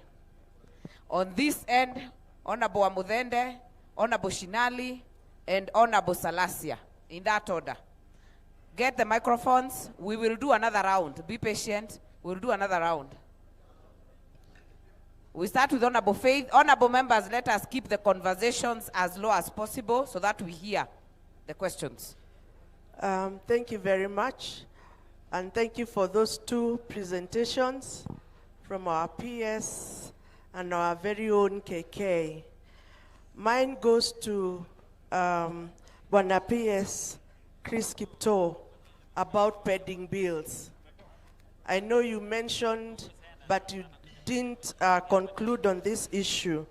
The status of pending bills is a great concern to Kenyans. Verified bills remain unpaid to date for many years. Please tell Kenyans when you intend to pay the verified ones, because they've been pending for even more than 5 years. Businesses are suffering. Businesses are cash trapped. Please save Kenyans from this very difficult situation and assure them when you are going to pay pending bills. Thank you very much. Next is Honorable Karoli. Thank you very much, Honorable Speaker. Let me begin by inquiring from both the Chair and the PS whether the constitutional principles under Article 10 and Article 232 on management of public resources were complied with. In particular, whether there's an independent market survey study selecting which method of divestiture would yield the best returns for the public. Because here we have a block sale to an existing shareholder, but that is not the only divestiture method. We could have offered that to competition, we could have gone to further public flotation. The first thing that we would like to see as a house is an independent market survey report telling us this is the best pathway to divest shares of government. Secondly, Article 206 and the Constitution are very clear that resources received from divestiture or these other revenue streams must go into a fund. If it is an infrastructure fund, as you have said, it must be established by an act of parliament.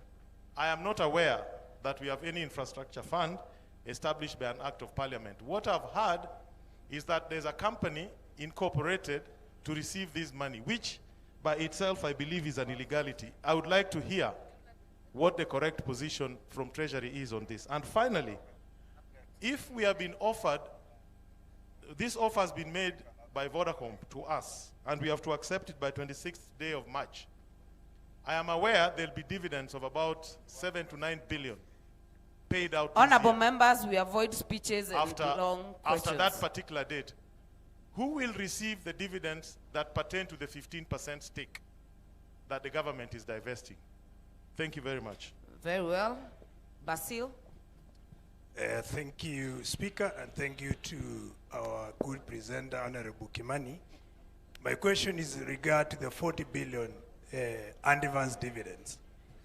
If you look at the way you arrive at the 40 billion, I want to get clarity from Honorable Kimani how he arrived at the 40 billion advance dividend while taking into consideration the market forces which determine the performance of a company. So I think that is my question. Again, in terms of the method that he has outlined, the methods are not exhaustive because we have several methods of valuing shares. So I think he needs to, that's a comment to him because he only talked of 4, but those 4 are picked from the several outlined methods to calculate the value of shares. Thank you. Thank you. To our presenters, kindly note the areas. If you need to delegate, note the areas also. Bishop. Thank you, Sessional Chair. Thank you, PS, for the insightful presentation. We are more learned after this. I have only one question. When I saw in the ranking of nations that are ahead of us in terms of their capacity in their economy, majority of them got a lot in connection with their natural resource revenue, more than us. And even the big economies in the world, including China, Russia, and also USA and other countries, their economies looks like they are being boosted by the same natural resource revenue. In your budget and in your proposals, there is no clear indication that you would like this country to focus on our natural resources so that it can pack up our economy. What are you planning or envisioning as a Ministry of the National Treasury on that? Because we have potentials in this country. Mr. Speaker, you can see we have potentials of gold, we have oil, we have several others. And can't we, at one point, focus in exploiting that? Thank you. Thank you. Honorable Sunkuli. Madam Chair, Mr. Speaker, I just have two concerns. One, to ask the PS about the equalization fund. Now, what happens with the equalization fund? Is the money there ring-fenced? Is it kept separately? And does it flow from one financial year to the other, or it ends as soon as the financial year ends? And the second concern I have, now that our able chair has raised this issue about the consolidated fund, and it is very clear the way he has put it in his eloquence, that under the Constitution, the consolidated fund has charges. The first charge, the second charge, and if you are going to put money there, definitely it is going to be controlled by the rules of the consolidated fund. Now, which one will come first? Will it be the establishment of the infrastructure fund or the passing of the sessional paper? So that we know that once we pass the sessional paper, then we know where the money will actually be rightfully lying. Thank you. Honorable Kamene. Thank you, thank you. Mine is just one question. I've observed when committee chair was giving his calculations on how they arrived to the sales of the shares. And I just want to, I've just been asking myself, recently we had the Portland shares that were being sold. And it came out very clearly. And in the committee, we did ask, what formula are we using? At the market, the shares were at 61, and they were sold at 29. And SSF shares were sold. What formula, what methodology was used? We are there, we brought that question in Parliament, and somehow it was dilly-dallied, and it was not taken forward. The mischief behind these sales of this is what is wanting. Kenya is a corrupt country, and we know that. And it is no secret about it. What are we going to, how are we going to ensure? Pesa yote, and with our good names of infrastructure and everything, it will be used in the right way. Asante. And why were our shares sold at throwaway price? Very well. Wamudende. Thank you, Mr. Speaker. My question is... Kindly don't raise more hands. We are doing one round. We'll have the presenters address them, then we'll do another round. Be patient. Honorable Amudende. Yeah, my questions, one is the pending bills. Has the ministry tried to correlate the relationship between maybe pending bills and non-compliance in tax? Because Kenyans are owed a lot of money, which has affected businesses, which could also be affecting the collection in revenue. Number two, if we look at KRA, for example, we have VAT which becomes due at the point of invoicing, yet government pays sometimes in 6 months, 1 year. So do you have a mechanism to protect suppliers or even contractors, because when VAT becomes due, already when KRA is facing you, you are like a villain.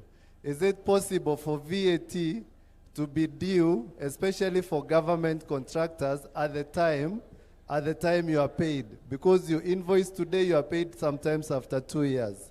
That's on VAT. Then on how the many Safaricom questions were thing, there? You've already asked two questions. It's a very important question. One, is there something like preemptive rights or rights of first refusal for existing shareholders? Probably that could have led to government considering Vodacom as the first person to offer those shares, so that we avoid the talk that is going on about going out to auction when there are already existing shareholders who have a right to buy Safaricom. Thank you. Very well. Shinali? Thank you, Madam Chair. Keep it precise. I want to be precise, Madam Chair, in terms of privatization of public companies or facilities. Madam Chair, there is the issue of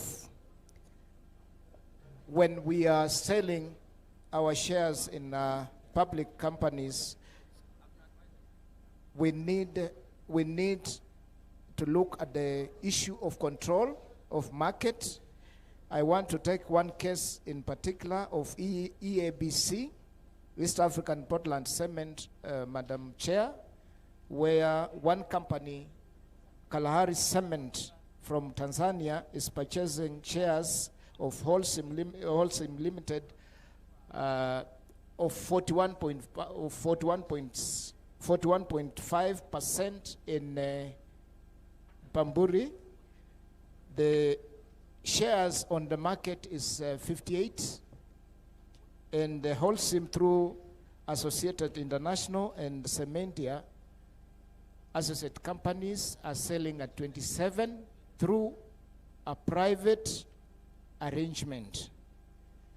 This is where the government of Kenya through NSSF owns 27%. Honorable Shinali, don't do a presentation because we are still waiting for the question. Yeah, I want to put the question, Madam Chair. Madam Chair, through the sale, the government of Kenya is losing 781 million because on the market is 58, and through a private sale, without consultation, without public participation, they are selling at 27. And NSSF also, the matter is in court, but it's also selling at 27%, 27 shillings. While on the market, NSC, it's 58. We would not like to know why. And the 6% owned by the public, have this public been involved in the whole process, Madam Chair? That's what we would like to know. And how much shares owned by Treasury at 25% was sold at, so that we can arrive at the total amount that Kenyans are losing through this process, which we have not seen an independent evaluation, which we have not seen a report from Competition Market Authority. Honorable Shinali. Thank you. Salasia? My concern is not about the share pricing, Madam Chair. My concern is on decision-making organ of the institution as Safaricom. You all know that you cannot put a well-performing company on and try to dilute the shares, because you know that Safaricom plays a very is a strategic investment in this country. So trying to put it on to dilute its shares, it is going to affect its performance going forward, because we are stripping off the the assets or the capital and put into other things. So I want to stand here to challenge the Bwana PS that it's not prudent to reduce the government say, because we know government relies on Safaricom and on many areas, and we must know the fundamentals of Safaricom, that it's not about making profit, but how strategic it is to this country. So Bwana PS trying to interfere with the Safaricom, you are going to mess up. Like yesterday, even Shah relies on Safaricom, everything relies on Safaricom. So honorable members, I want to ask you, don't even bother to listen about the pricing. It is not about the pricing. We have a company like Mumia Sugar that was performing so well before it was put on NSE. But because it was put there, it interfered with the decision-making organ. And that is how it led to its collapse. So, honorable members, please reject this thing called stripping off the government investment. Thank you so much, Madam Speaker. We'll give the PS. There was no question. We'll give the PS. We'll give the PS to make to answer those. If you need assistance from your team, you can request for it, and Honorable KK will also respond to a few of them. Then we will take another round. I've already directed so.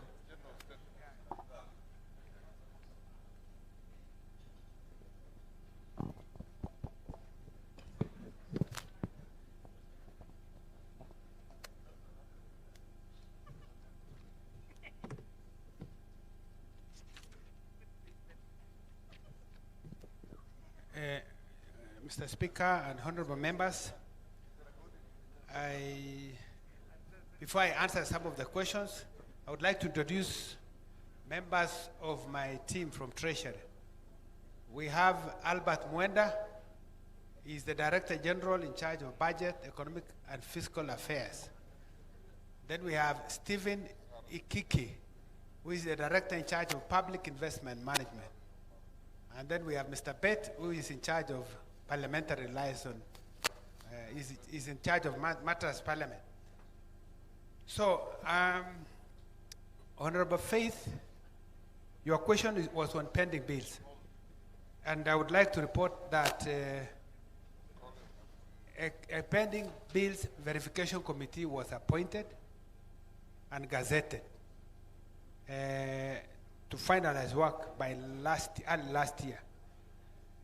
But we had to give additional time because the workload was more, and their mandate ended in December last year. So we have now a report that has been presented to us, which we are getting ready to present to Cabinet for approval on the next step. The figures I have seen is that of the 660 billion that were given to the committee, they have managed to recommend for payment about 255 billion. Out of that 255 billion, 80 billion is to the road sector. And that has already been settled through the securitization of RMLF. So we have a balance of 175 billion, which is we are going to take to Cabinet, and it's our intention that we have allocate financing and bring to you for approval in Parliament in this supplementary. And if our fiscal framework can accommodate the entire amount, we will do so. If not, we will also have part of it to be settled in July, the next, so that we clear it in 2 fiscal years. It is our intention to clear everything verified, because we are also aware that many entities are really suffering because they have not been paid. And so that is why it is very high on agenda. Honorable Karoli, I think in the independent market survey, I thought FCPA chairman, Mr. Honorable Kuria, did very well by actually bringing the formulas here. I am person from economics and finance, and I fully concur on the valuation approaches he presented and the numbers that came out there, because I think I have also interacted with them. So if you look at the volume, what we call volume of weighted average price for the last 6 months before the time when we went for the valuation, you will see that average price was showing 27.5 shillings. And you saw the market price that was given there was around 24. I think the highest was 36. What was eventually agreed with the Vodacom was 34 shillings, which is, so this sale is being done at premium of 23.7%. And I know the prices may have changed from that time, so that what you see in the market may be lower, but you will see that it is above 17%, selling at a premium. So here we are getting value for money. And then early dividend, you also saw, it was shown clearly. You are getting 40 billion early, in advance, and you pay 55 in 6 years. So if you took 40 billion now, assuming you took a debt, you would find that you would, the mathematics is short. Maybe someone should show us that slide, because those figures were very correct.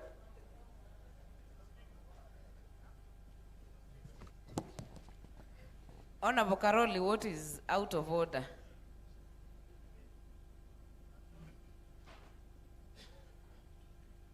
There is the independent market survey, which is what you asked.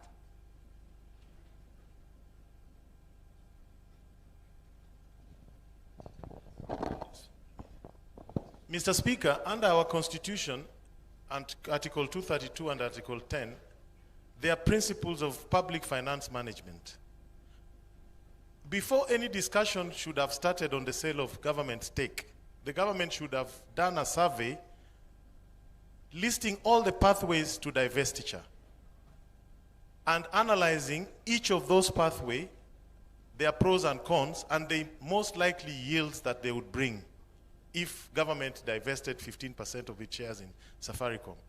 What we have here is an exclusive arrangement. And I gave the example that even though it is a block sale to an existing shareholder, suppose the 15% shares were offered to other telco operators or to other institutional investors, which one would have given us a more competitive edge as a government? That is the question I'm asking. It is not the valuation methods. I understand those. I'm not interested in the valuation methods. I'm interested in the divestiture options that the government should have first. Point made and made your point. So that's the answer I want. Yeah. Yes. So I want to confirm that we actually did that in-house. By the time we made this decision to go for a premium and giving to Vodacom, we had done that.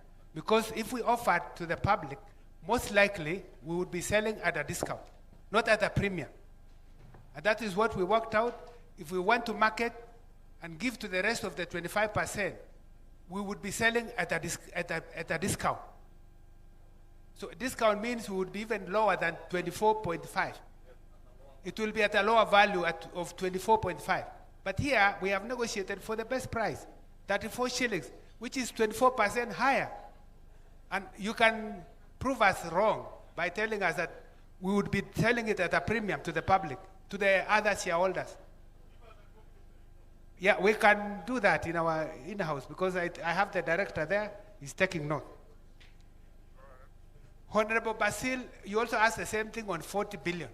And I think we were given here, that presentation that was here, which showed that 40 billion is good, because you would be getting a price of, borrowing at 5.6%, as opposed to the price, which would be at around 11%, if you were to get the same money from the market. Let's say you do a sovereign bond.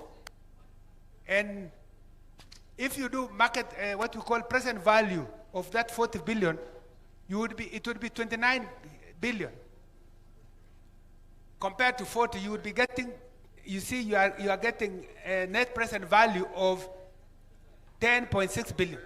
So whichever way you look at it, this is a good offer. And we carefully looked at it. And these mathematics showing here are clear.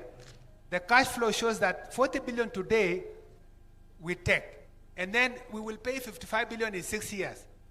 So the implied cost of funds would be that you would pay only 5.6%. But the market survey, if you look at it, if you are to compare with what is in the sovereign yield, you would be paying 11.3%. So which one is better? We are getting a better deal. 5.6 is better than 11.3%. Then if you take the present value of 55 billion at say 11.3%, which is the sovereign yield, you would be getting 29. In other words, 55 billion that we are getting in 60 that will be in 6 years, today it would be 29.3 billion. But today we are getting 40. So we are getting 11 billion more. Someone can challenge us whether that is wrong or right, but I think we are very right, and these mathematics are clear. And what about the future value of 40 billion? Assuming that you invest in the sovereign, in the market at 11.3%, this would give you 76 billion. But you are paying how much? You are going to pay 55 instead of 76. So you are going to pay less. And so the gap is 20 billion. The facts speak for themselves. Numbers are stubborn. And they never lie. Honorable Bishop, you saw that in the presentation I made. I think if you can show the presentation I made on the economy, the sectors of the economy. It was just a second slide.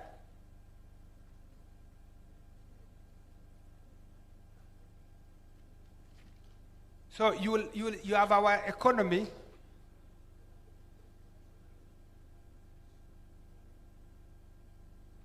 I don't know if it's shown. Can you show it? But the point is, our economy is diversified, and there is no one economy that we rely on. If there's a shock, we would really suffer. We would not suffer because it is diversified. Most of it are services, most of it is agriculture, and we don't have minerals. If you look at this, agriculture is 22.5%. Then transport is 12.7%. Real estate, 8.4%. Financial services, 7.9%. Wholesale, look at construction. In fact, what we would say in minerals, which other countries like Nigeria, like South Africa, and even Egypt have, we don't have. And yet, we have done well in those areas. I think for us it is good that we don't have one sector that we have to rely on.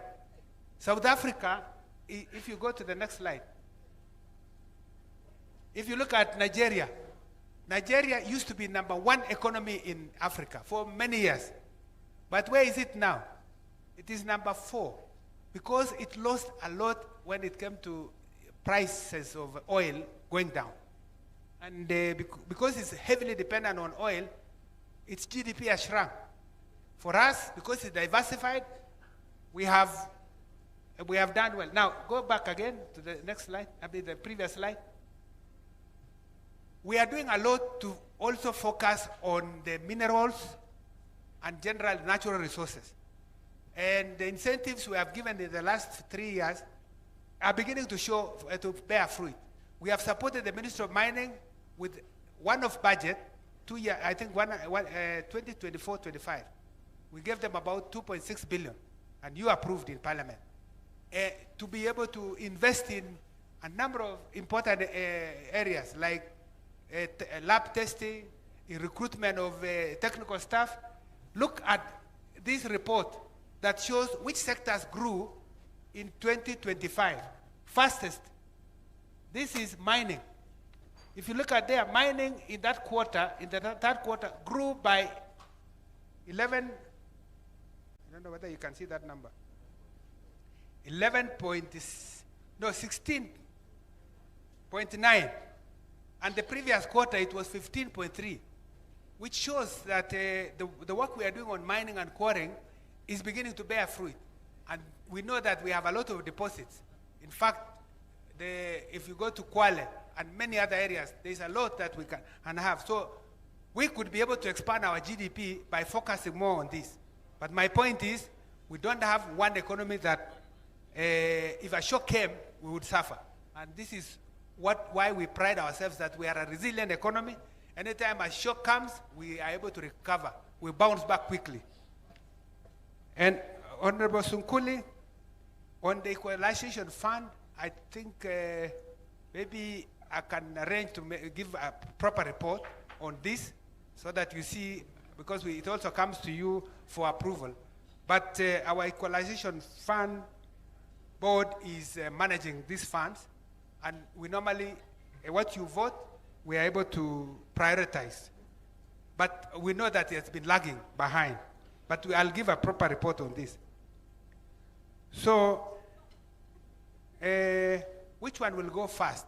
We are working, the initial plan was that since you passed the GOE bill, we would set up the infrastructure fund through the Companies Act. And that does not take long. And we would expect that we'll come back to Parliament. Once you you approve the fund, we still bring to you to approve. And we would then have an account at the central bank to deposit and only use it on the projects that you have approved. We know that we are doing public participation, and we are amenable to also better proposals on this item, and therefore it's a matter that we can also quickly work around it to make sure that we address any matter before the time frame that is there. And this is something we are doing in concurrence.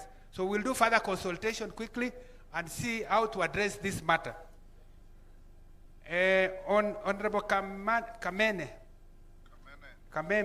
I think I would need to get the facts on this issue of Portland, unless Mr. Ikiki, you have any facts now. I would agree, I would request that I come back to you on the appropriate questions on this. Honorable Wamutende, pending bills I think I have answered. And on the issue of whether we should delay payment of VAT, we cannot do that because the laws that this House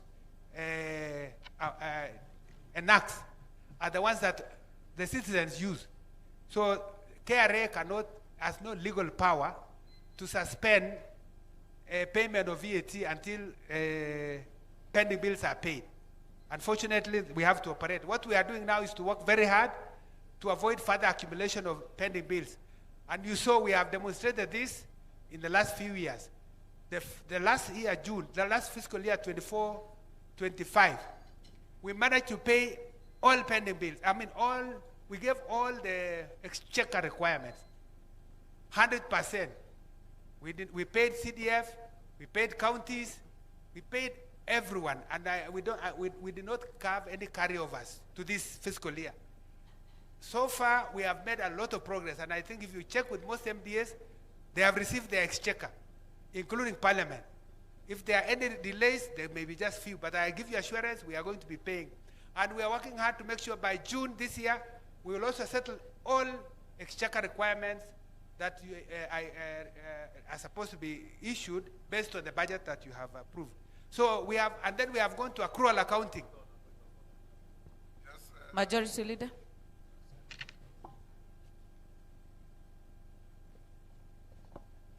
Thank you, Speaker, and the chairperson of this session. PS, on a point of order, and I hear you, that you have released exchequer, you have done exchequer releases for payment of pending bills. And you know the National Treasury is a super ministry. And you're also a super PS to the extent of the powers that you have at the National Treasury. You also know that our laws obligate accounting officers in ministries and MDAs to ensure that pending bills are the first charge to the exchequer. And I think that is where we are going wrong. Because you are releasing money to ministries and MDAs, but because of corrupt practices in those ministries and MDAs, accounting officers are not settling pending bills. And that is the bottom line.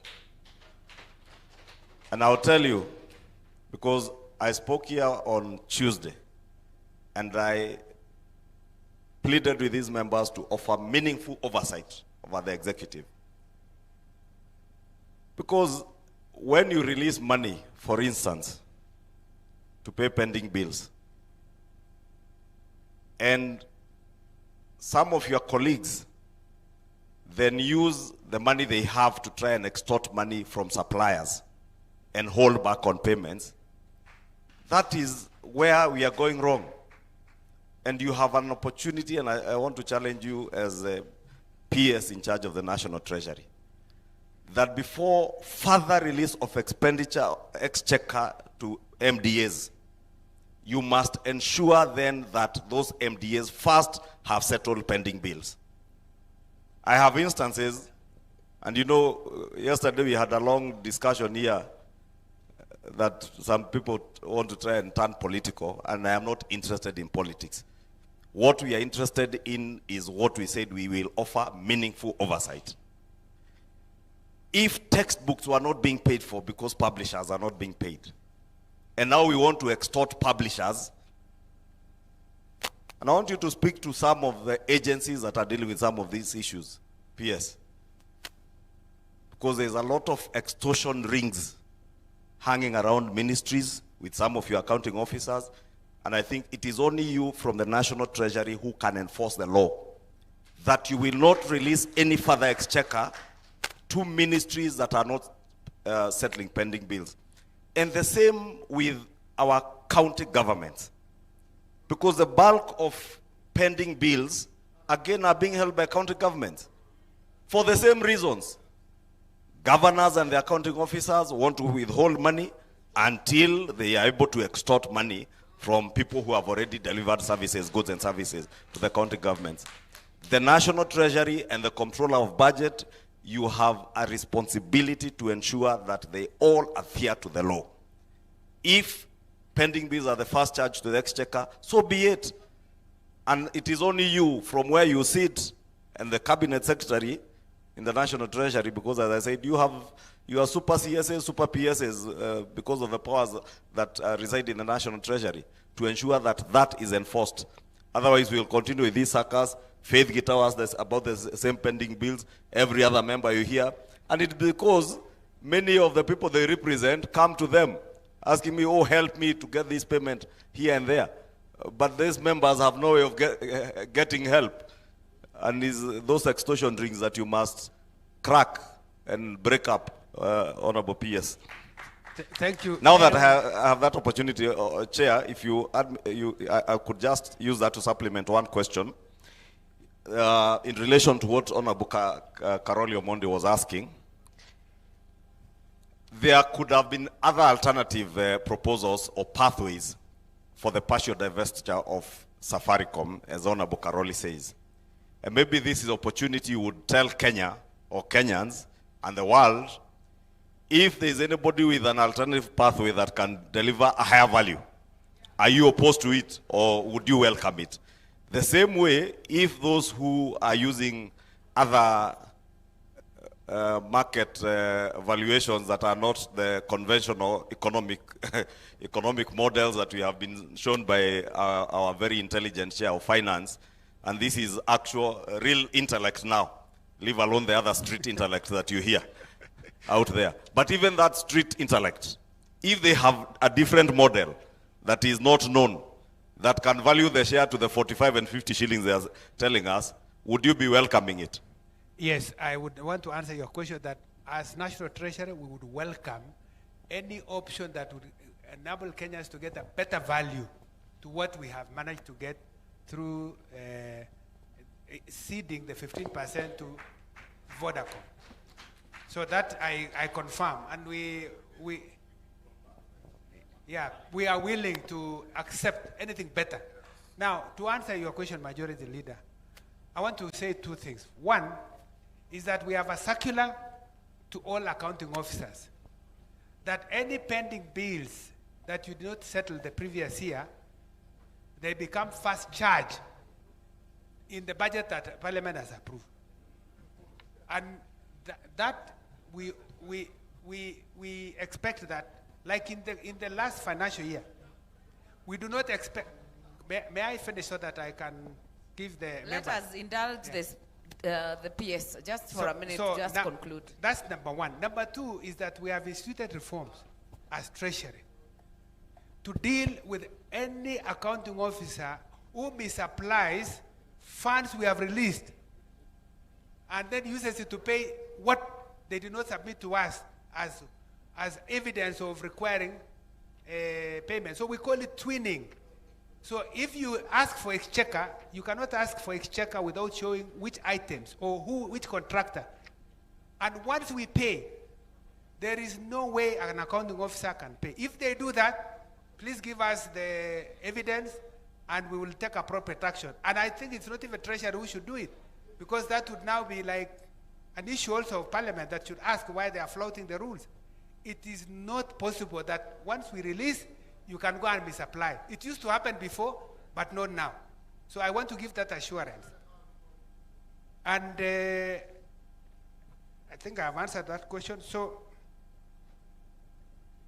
Honorable Shinyali, can I proceed, Honorable Speaker? Okay. Let the PS finish the answers, then we'll take another round. Because I know many are using the points of orders to raise other questions. So I have indicated about the issue of East African portals that we will give a comprehensive reply to the questions raised. And then, Honorable Salisha, we have taken note of what you have said. I think we have nothing to say as Treasury.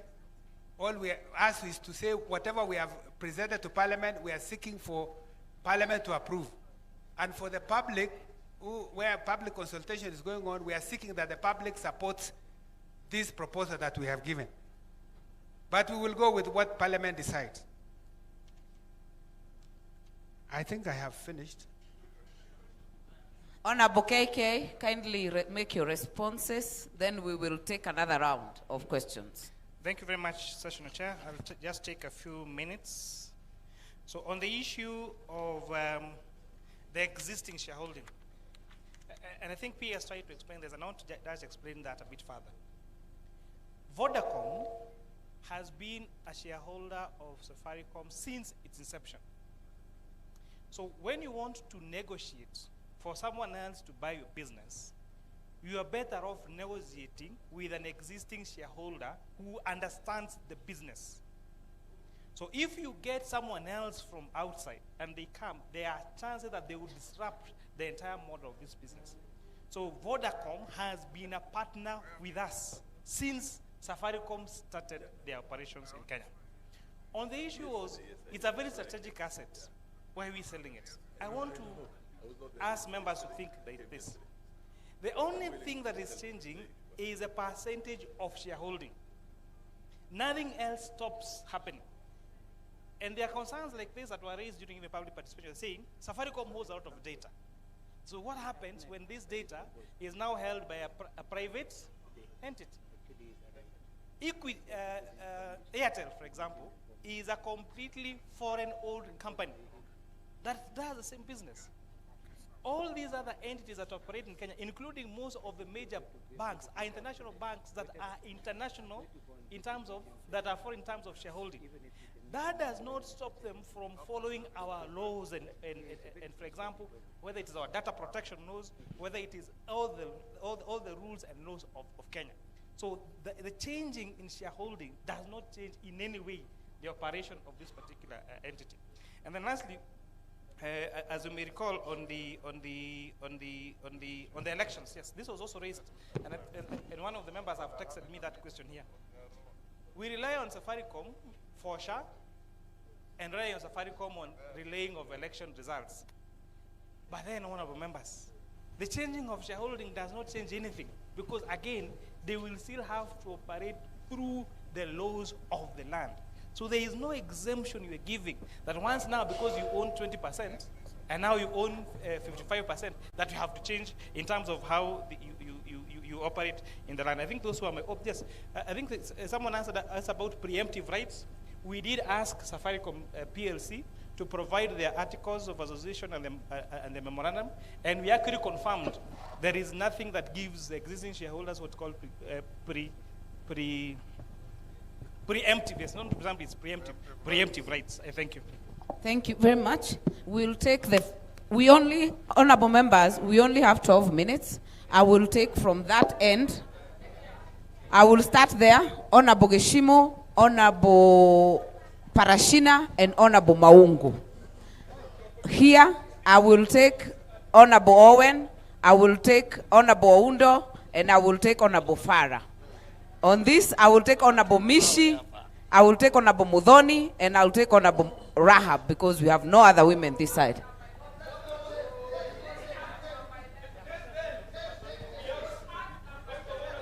Honorable Rahab.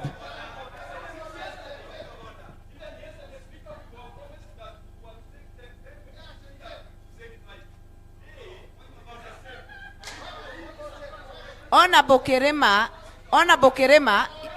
honorable members, you are not being fair. We took three.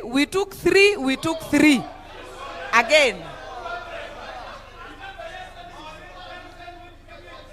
Order, Kerema, take your seats. Okay. Thank you, Honorable Speaker. Just add to this round. Take another 2 there. Another 2 here. Yes. Add 2. Order, Kerema. We'll take an additional 2. So, Kerema, and I'm not picking you because you have been disobedient. Because disobedience doesn't pay. We'll take Kijimo, hold on. Wangari, take 2 here, starting with Kerema, 2 here, 2 there. In addition to what you have already taken.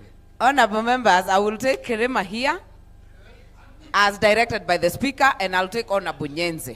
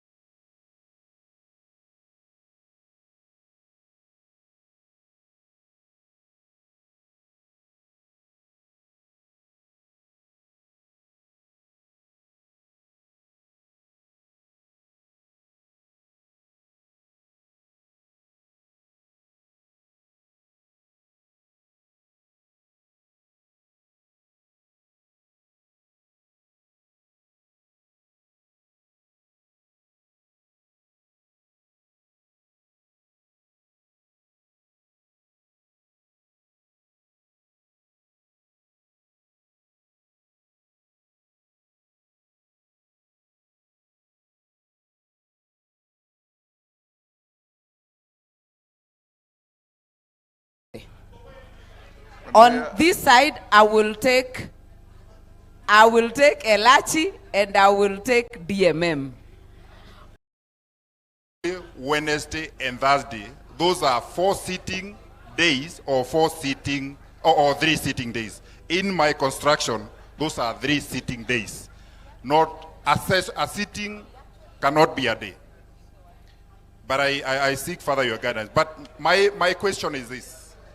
I wouldn't want to repeat what was asked on the pending bills. But pending bills is not a fixed item. Order, members, we are in session, please. Pending bills. Let's listen to one another. Pending bills is not a fixed item. It's a moving target. What are you doing to prevent or to avoid situations of pending bills in future? You have given us the plans that you have to clear the pending bills. You've already asked your question, honorable members. If we go at that rate, we will not get enough time. So kindly ask the question and don't follow it with a statement. Thank you, Honorable Speaker. Thank Let you. me rest at that. Thank you. Honorable Speaker, through you, may I ask the Permanent Secretary for Treasury. As much as we are looking at macro stability on the presentation that you have shown, the presentation looks so juicy. The question is, what about the economic pains that Kenyans are going through in terms of when you talk about the sovereign wealth fund that you are creating and the program that we have introduced?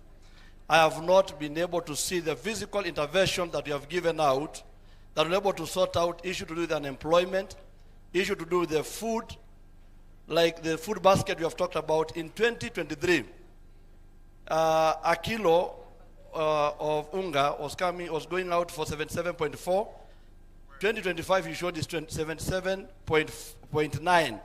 So I was like to see if there was a difference in terms of what you are introducing. So in the cost of living, wage stagnation, unemployment. Made, Parashina. Yield the floor to somebody else. Yeah. You've made your point. Thank you, Mr. Speaker. Next. Okay. Thank you, Mr. Speaker, sir. It's not you. Thank you. You will come much later. Maungu. Thank you, Mr. Speaker.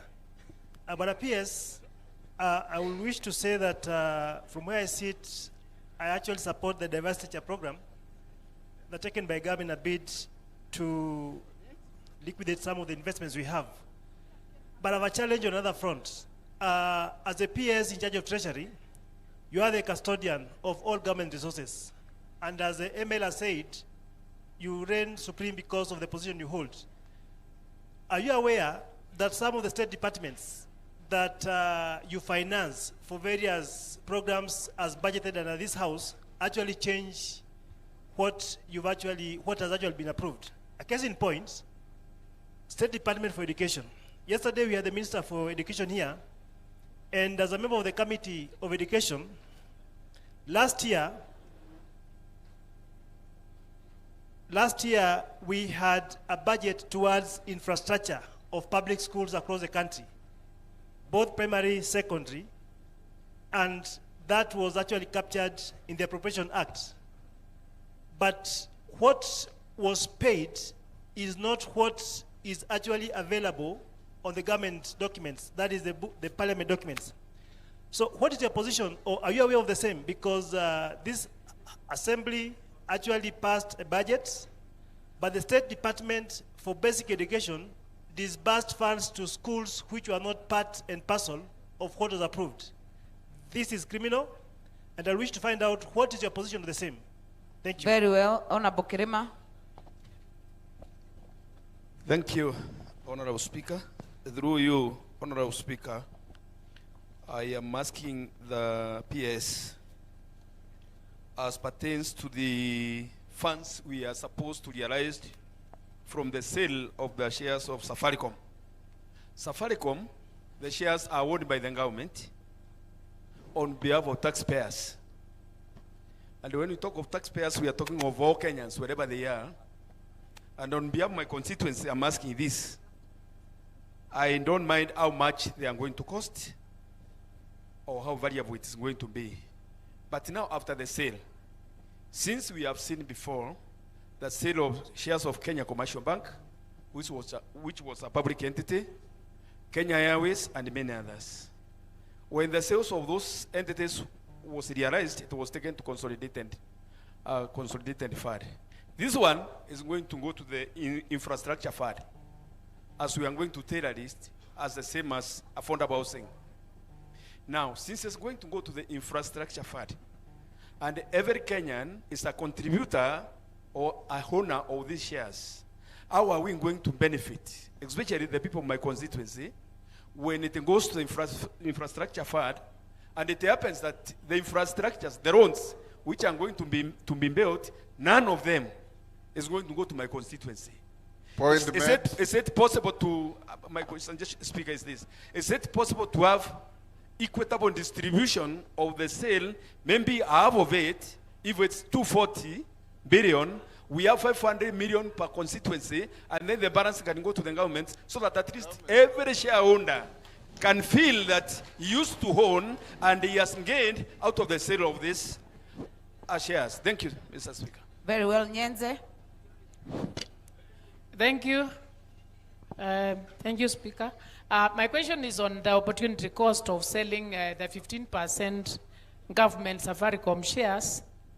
My concern is the loss of dividends, because we will no longer be getting these dividends, which has been a source of income. So how much dividends were we getting compared to what we'll be getting? And on the since we are investing in infrastructure, how many years will it take before we start getting these benefits? And then there's also reduced strategic influence after we sell, because we'll have only 20% retained and 2 board seats. Don't you think that this will affect the company's future directions, since the number of board members will be reduced? Thank you. Thank you, Honorable Owen. Thank you, Speaker. I just want to say this. It's 15 years, PS, since the Equalization Fund, which is set in Article 204, actually a constitutional fund. And this Equalization Fund, 15 years now, my questions are, has the objective of the Equalization Fund been met? Because money has been disbursed. And if you go back to those areas which were meant to receive that money, you actually see no difference. I read that there is an Equalization Fund board, that advisory board that manages this fund. But have they done an M&E to see the impact? Otherwise, is this like a slush fund that is just actually used by people? It's just a fund that is resources of the government that are being wasted.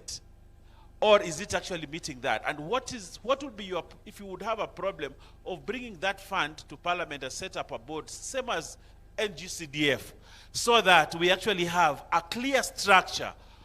Sometimes I ask myself, who do I ask about Equalization Fund for my constituency or my county?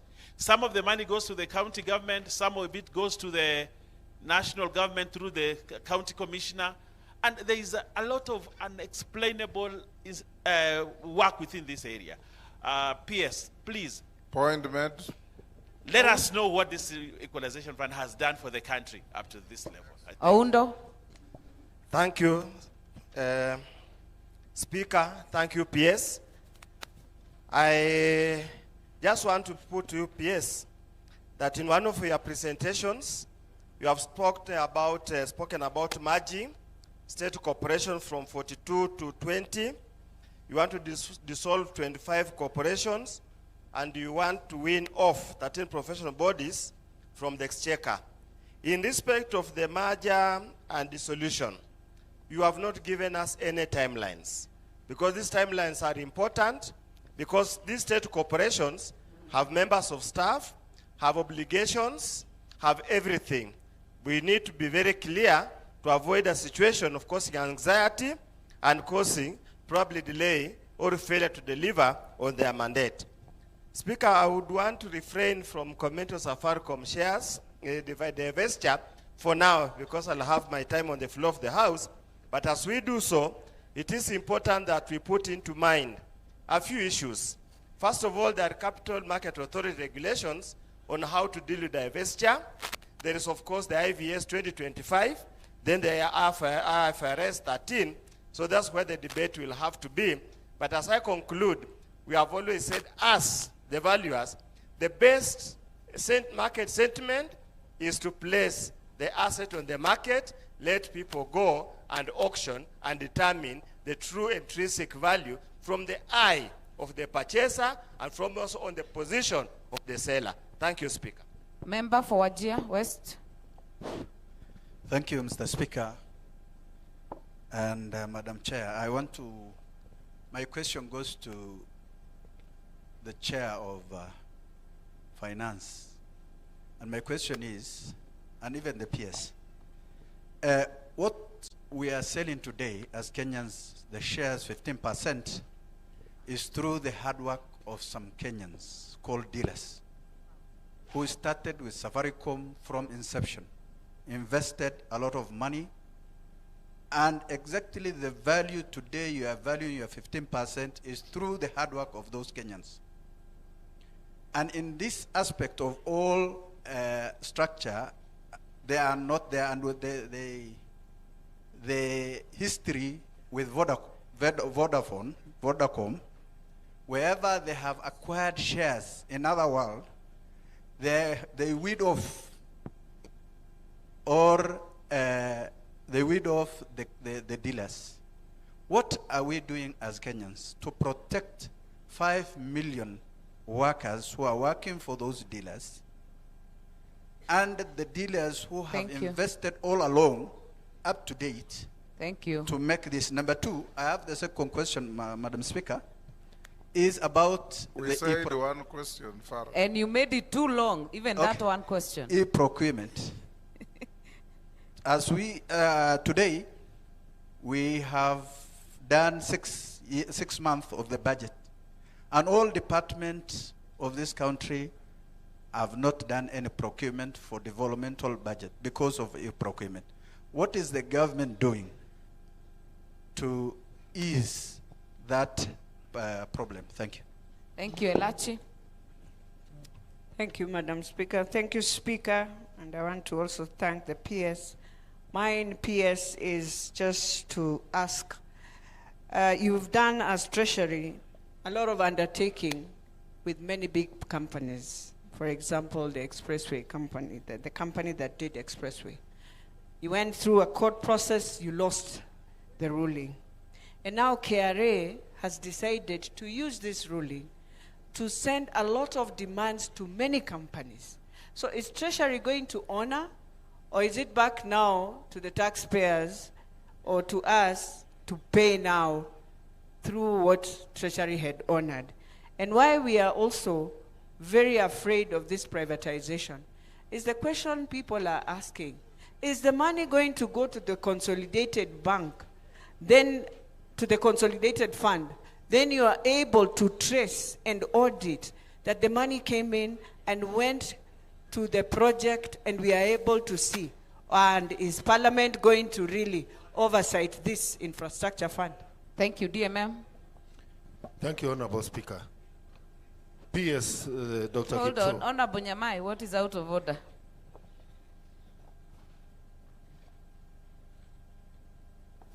Thank you very much, Madam Chair. Thank you, Honorable Speaker.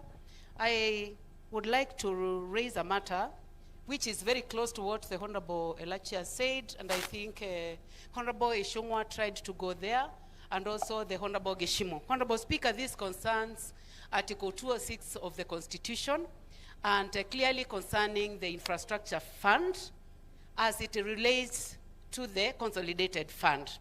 Honorable Speaker, I would like to ask, why is it that the Cabinet Secretary and the PS, or rather executive, has not brought a bill concerning the infrastructure fund so that we are assured that the money is ring-fenced?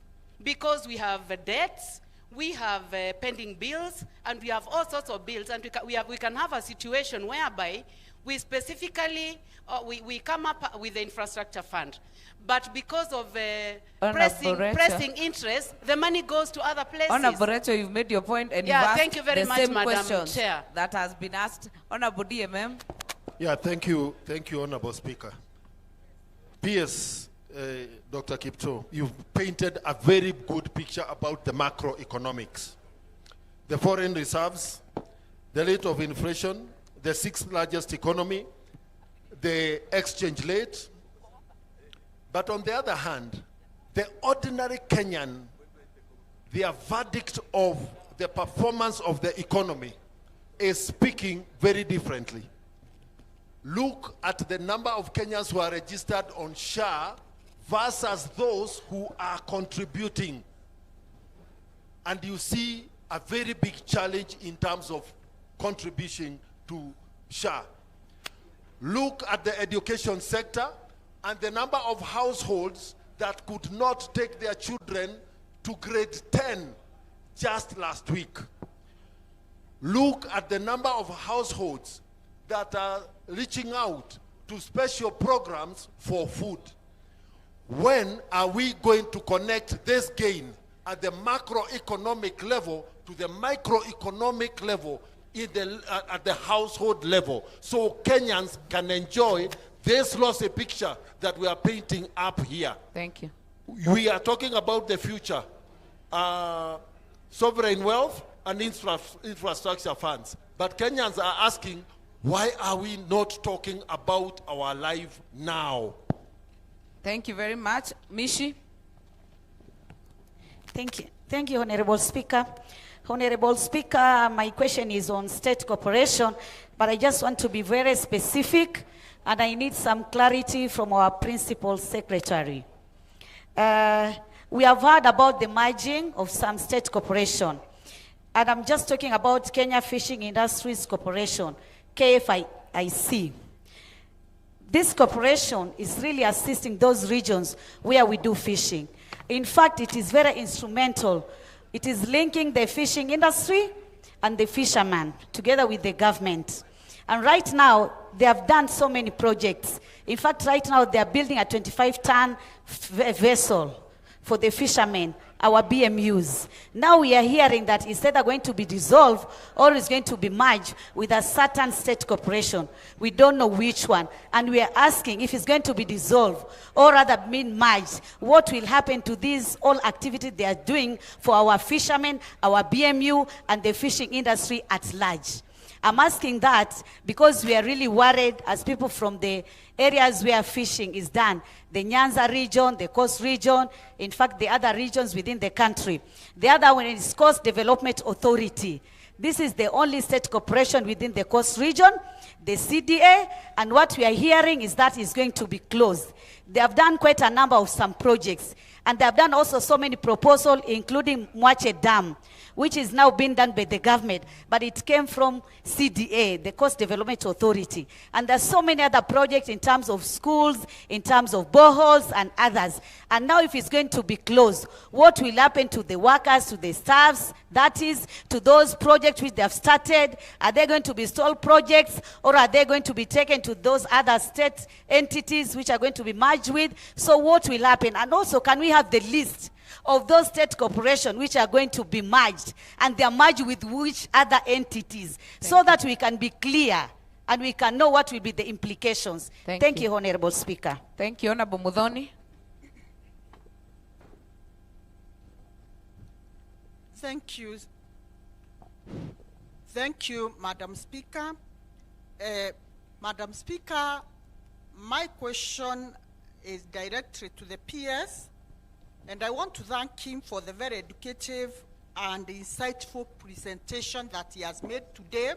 But Madam Speaker, I want to speak on behalf of the pensioners of this country. Madam Speaker, I want to ask the PS. One, pension is a contributory scheme whereby the worker contributes, especially teachers. They contribute 7.5% of their salary every month, and the government also tops up 15% of that amount. And Madam Speaker, it is well known that Kenyan workers retire at the age of 60 years, Please don't And- make a speech, Honorable Modoni. Ask the Honorable question. Speaker, I'm asking this because my question to the PS is, what becomes so difficult in computing this money so that as the workers retire, they don't wait for this money year in, year out, Madam Speaker? Because our pensioners, Honorable Speaker, they are suffering, and most cases it's a matter of documents, so that there are a lot of bureaucracies in the ministry which owns back this money, Madam Speaker, and the pensioners, especially teachers, they suffer for more than even 5 years, Honorable Speaker. What reforms is the ministry putting in place to ensure that once someone retires, the money follows the next month? You've made your Thank point, you. Honorable Mukami. Thank you, Honorable Speaker and peers. My questions goes to Honorable Kimani. Safaricom is declaring the dividends on that first March, and the government want to sell the shares before that first March. Why can't we delay and sell after that first March so that we can't lose the dividends? The other question goes to the PS. PS, the Kenya Revenue Authority has announced that from 1st January, it's going to implement the automated framework, e-teams. Is the 2026 implementation timeline realistic given current adoption? PS, SMEs, most of them, they buy things from the formal suppliers who are not registered with KRA and do not issue e-teams invoices. For example, if you go to a market, you want to buy beans, that Mama Soko will not give you an e-teams. Yet, if I go and supply those beans in the government, I am supposed now to go and knock out whatever they have paid from them. What are we going to do about that? Because if you use boda, they are not going to give you e-teams. What are we going to do? Thank you. Very well. Honorable Kirwa. Yes, thank you, Madam Speaker. My question is to the PS. I've been watching very closely the value of the shilling to a dollar. It is ranging between 129, 130, and 131. It is going to 3 years when the exchange rate is still at that figure. Why is it that it cannot come down to 120? Why is it cannot come to 110 or even go up to 175? What are we doing to keep a shilling at 129 to a dollar? Thank you. Thank you very much. Honorable Makali and not Makali Mulu. David. Thank you, the session chair and speaker for the occasion. My question is directed to the PS Treasury. Last year, the government made a deliberate decision to divest from public sugar mills. At the time of divesting from the public sugar mills to list them out, there were arrears due to farmers, due to employees, and due to retirees. We thank the government for taking a step to pay some arrears due to the farmers. But we still have arrears that are due to farmers. And we still have arrears due to employees who are employed in the public sugar mills. Right now, as we speak, Bwana CS, and I want to speak specifically for Nzoia Sugar, there are arrears of 63 million shillings due to farmers. And there are 1.5 billion shillings due to employees. Some of those employees have now been rendered redundant. They are owed 22 months salary arrears. They have children to go to school, they have households to meet. And right now, as we speak, PS, all the employees of Nzoia Sugar are on the streets demonstrating and picketing, demanding their salary arrears and even retirees. We want to know from the PS, when are these arrears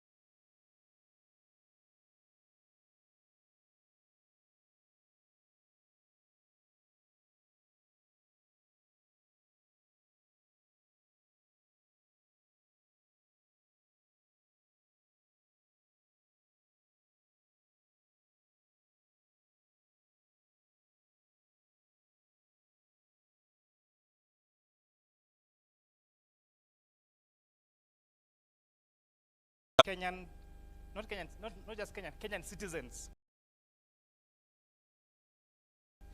That requires that Kenyan citizens be additional directors in the company. That's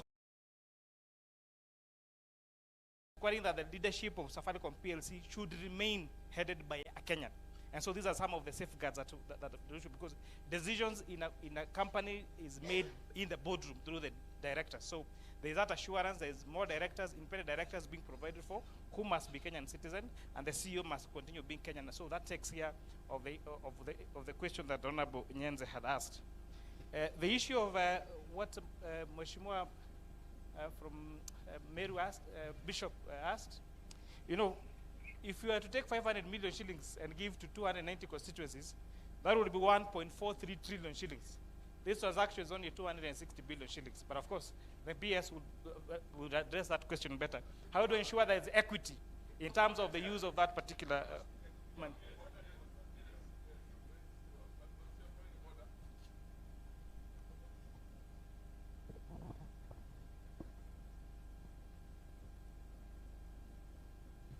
Point of order, through Speaker. The chairman is misleading us. He's not giving us the truth as it is, because if it's 290 billion, you divide by constituencies which are there, that is 291 constituencies. It will be 291 billion. So if you divide by 500, it will be 145 billion. Then the balance can go to the government. As simple as that. Is that simple mathematics? Is that mathematics in Chinese or which language? Just ordinary. Your numbers sound strange, Karima. Maybe you are not getting what I'm saying. We are saying that the figure we are about to realize after the sale is 240 billion. Yes. And we have... How many constituents do we have? 291. 290. 290, yes, sorry, 290. Yes. So if you take a billion per constituency, it will be if it is 291, it will be, if it will be 290, it will be 290 billion. As simple as that. Simple mathematics. Simple if you divide, if you have it divided into just 500 million, you've not made billion. Your point. Simple mathematics, strange economics. Yes. I don't want to argue on the numbers, but your numbers are completely, let me not comment.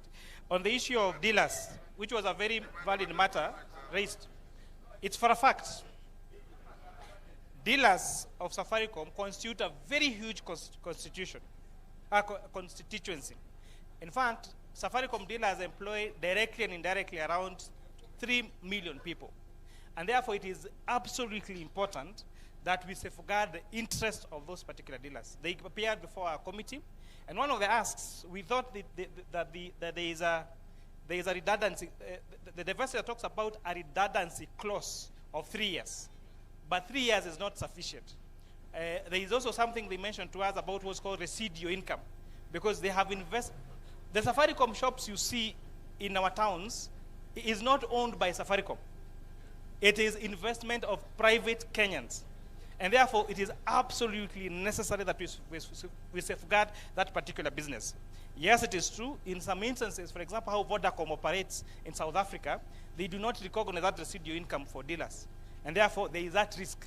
And I want to assure you that jointly with the Committee of Privatization, one of the things we are really considering is having an express clause in, that we propose into the House to make sure that there is conservation of the interests of the Safaricom dealers in this particular transaction. So at least we make sure that, you know, if it's really working, why fix it? We have 5 million Kenyans that are working in that particular business. Why would you want to close that particular business? I think that is those are the questions that were. Take him the mic. Yes. What's your point of order? You know, thank you so much, Mr. Speaker. Mr. Speaker, I think the chairman is not answering the question people are asking. And I want to put it the way it should be. The question being asked is, after this deal goes through, Kenya government will not have a shareholding of 20%. Now, when you start saying you put conditions to a shareholder who has 55%, how realistic is that? That's the question you're asking. Because you say you put conditions on who will be heading the institution, but your shareholding will only be 20%. That's the thing you should clarify to us. But it's been like that even. The sale of this particular share agreement between Vodacom and GOK must be done according to our laws, to our constitution and our PFM. It's not just a discussion between. It's not what Vodacom wants. It is sale of public shares, and it must be done according to our laws. And what does the PFM Act say? That this particular proposal must come to Parliament, and Parliament must give its express authority or approval. How does Parliament do that particular approval? It is through the sessional paper that was tabled by the leader of majority party on 5th of December. What measures do we have as a house? Approve it as it is, reject it, or approve with amendments. So if we add a clause that says the transaction must only be complete in this particular way, that would mean the National Treasury, in their transaction agreement with Vodacom, must put that as a condition for that particular sale. And once it's put there in writing and becomes a contract, it will become binding to the two shareholding parties. Thank you.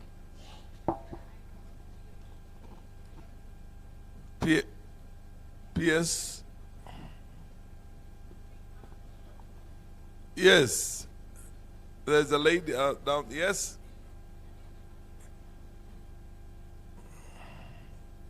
Give me this mic.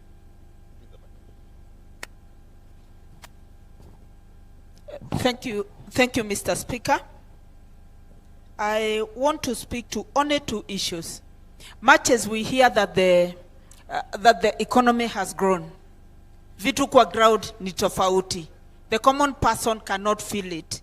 And I know this is because of reduced disposable income. And this reduced disposable income is due to high tax rate to the salaried people. That is one. What you intend to do about salaried people and tax rates. Number two, I want to speak to pending bills. At some point we were told that you are going to pay pending bills. And the moment you pay bills, that means that people are going to have, business people will go back to their business.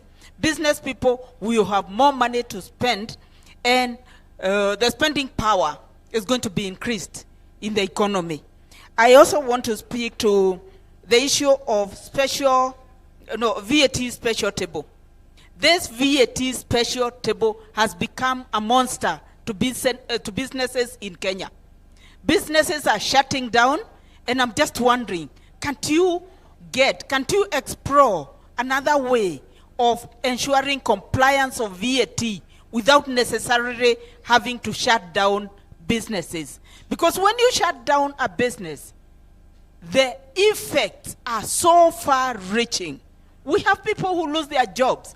We have people who cannot even get money to spend on food. You have no idea what it means when you shut down a Kenyan business. So explore other ways apart from the VAT special table. Yes, take note of those other two issues and respond to them. Thank you. Can see. We will have another round. Okay, what is the issue? There's Honorable. Yeah. Maybe I take this question. Can we have another round after the PS has responded? Yes. Okay. PS, proceed and respond to the issues that were raised. Thank you very much, Honorable Speaker.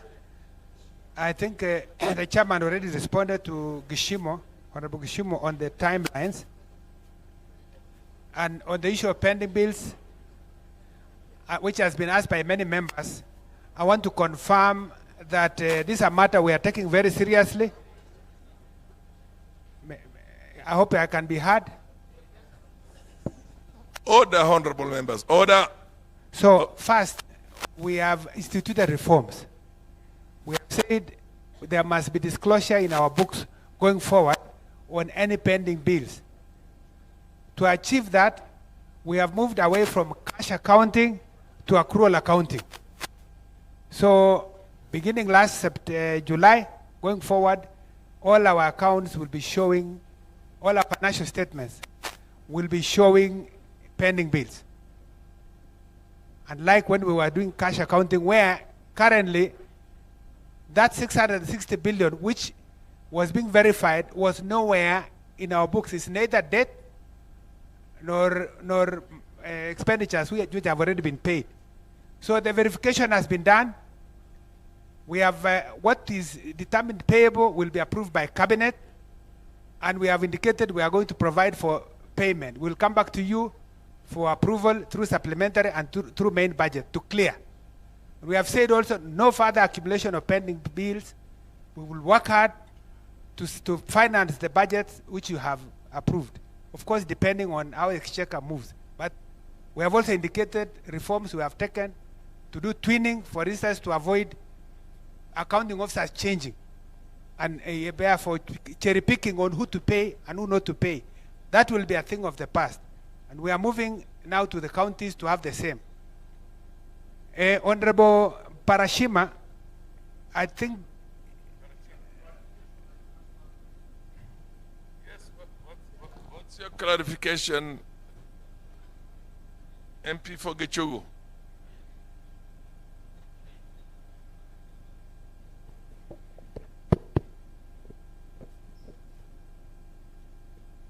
I'm just seeking a clarification. I asked, what measures are you putting in place to avoid pending bills in future? Would you consider allowing projects to proceed only when funds are available? Because what creates pending bill is that once we pass a budget, procurements proceed, but these monies may not be available eventually because either a supplementary budget may remove that money or there are no exchequer releases. Let me answer this way. Yes. I know you have said the PS Treasury and the CS has powers. I want to confirm to you that we operate within the legal framework through the PFM and all the other laws of the land. So there is no way we can act outside the legal and regulatory framework that exists. All we are doing is to do what is within our powers. And we have indicated to you the reforms we are taking. And if we are also able to improve our revenues, and this is why I spend time here to discuss about the things we need to do to raise enough revenues to finance our budget, it becomes easy. I have indicated that by December this year, we were lagging behind in terms of revenue to the tune of 136 billion. So if we were earmarked to pay that, clearly we can't pay without the revenue. So it will reflect in, but I've told you also that we are doing our best to make sure that we get money from other ways to ensure by June, at least we pay. And you will recognize that we did last year successfully. This year, successfully, we hope to be successful and going forward, together with the other measures we have indicated. So let's clear the history and work together to make sure we avoid further accumulation of pending bills, including also implementing the fast charge rule, so that you pay what was previous year from the existing budget, then we come to you for ratification of the same and maybe further amendments. If you can allow me to proceed, I can see Mheshimiwa there is really keen to. So, there will be another round. Allow the PS to finish. Honorable Parashima, I know you have indicated about the economic pain points for Kenyans. And I agree that there are those who may not feel this. But the facts are clear.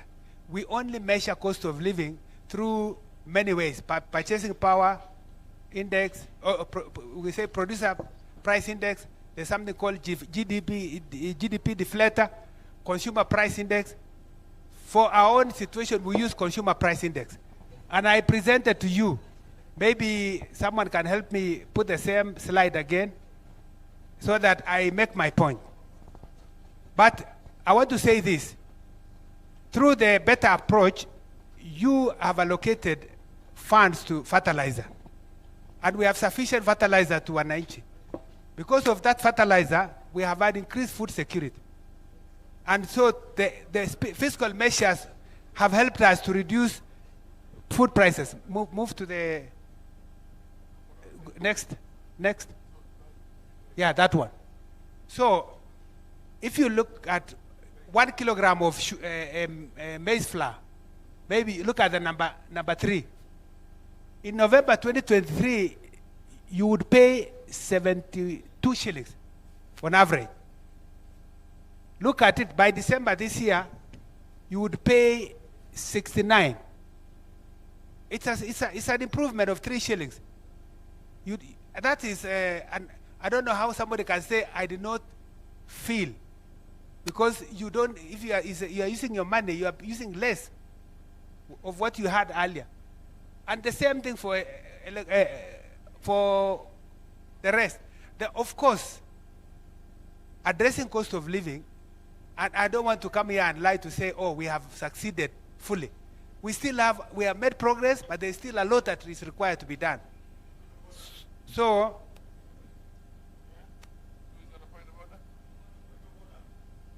what's your point of order? What's out of order? Take him, give him the mic.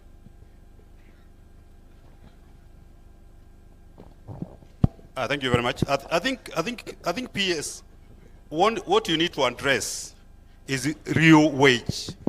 Because real wage from Kenya National Statistics, Bureau of Statistics, has declined by 12%. And that's what we need to address, not the inflation. Inflation, you can get it. But what about the real wage? So because even if the things go down, are people able to buy them? That's the issue, what we are... I hear you. Yes. But when you talk about real wage, you are talking about people who are earning. There are people who are not necessarily earning wages. So I'm just responding to this. You know it, Mheshimiwa, you are in treasury like me. And I'm sure you are familiar with what I'm talking about. So let me move to Honorable Maungu. I think it's unfortunate if anyone has changed the vote as you passed. It's very clear, PFM section 40 requires that if you have to reallocate, you must come to National Treasury and seek reallocation, then come back to Parliament. Perhaps I'll need to check about this issue of State Department for irrigation, because I don't have the facts. But they are supposed to operate within the law. Honorable Krima.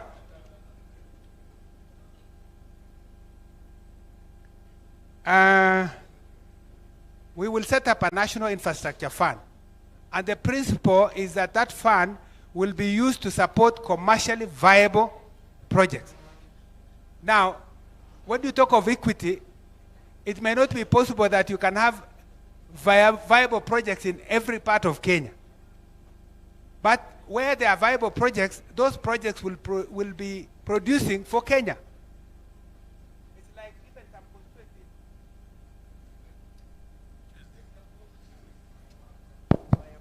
I don't think every constituency is contributing taxes in the same way.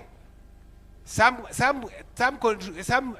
constituencies may have farms that are paying more, others may be paying less. But when you come to vote at the National Assembly, we still vote without providing that kind of equity. So I think the issue is that there is nothing out of order. Let him carry on. So carry on. Order, Kirima. This morning you are becoming rowdy. May I ask that I be allowed to finish? And I also wanted to say there will be deliberate efforts also through the budget to support like marginalized areas. I know people of Northeastern, for instance. Yes. Yeah, no, this does not mean we are excluding regions that don't have commercially viable projects. There will be other ways to fund. Like social dams cannot be implemented through NIF. We will have to provide budget for those social dams. It does not mean that we will stop funding social dams or those which are not commercially viable. I think it's important to take note. So let me go to Honorable Nyenze. PS, you have to be faster than you are doing. Okay. Dividends, I want to say last year we got 16 billion from Safaricom as dividends. This year we have received 9 billion. And the remaining quarter we expect to raise. And we believe that 31st March we will be able to know what will accrue to us. One thing I want to say is that Airtel is like Safaricom. It's one of those institutions dealing with telecom. But Airtel is 100% owned by Bharti Airtel Group. That's Airtel Africa. And they have had to get regulatory authority to operate without shareholding of local investors. But they are still operating in our market. I want to just say, what the chairman said is that change of shareholding does not mean Safaricom will not be subscribed to the laws of the land. Honorable Bayer, I have indicated I will provide a report on the equalization fund. And I know you want impact analysis. We'll ask our team to work on it. Honorable Ohundo, about mergers, they are continuing, and this is something that we expect that this be done within this financial year or next, and up to next financial year. Cabinet never approved that we have to send anyone home. So no employee in this merger will lose unless they are properly compensated. And no projects will be left because mergers have been undertaken. Honorable Yusuf Fari,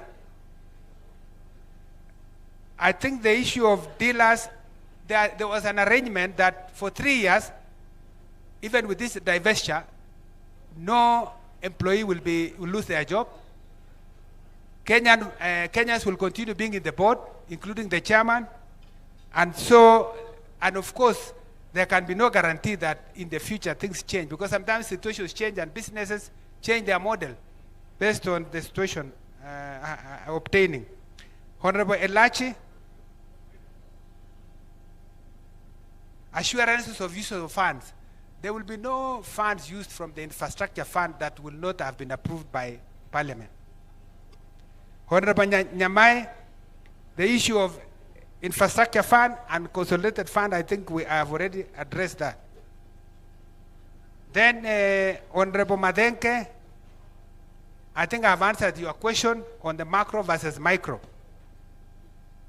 Mishi Boko, I want to assure you that the mergers will not affect the projects.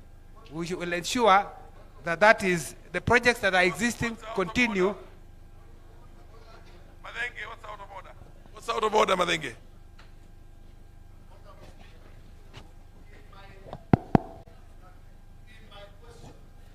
I said that the report card from Wananchi is based on their inability to contribute to SHA, their inability to take their children for grade 10, the appeal to the State Department for Social Programs for relief food.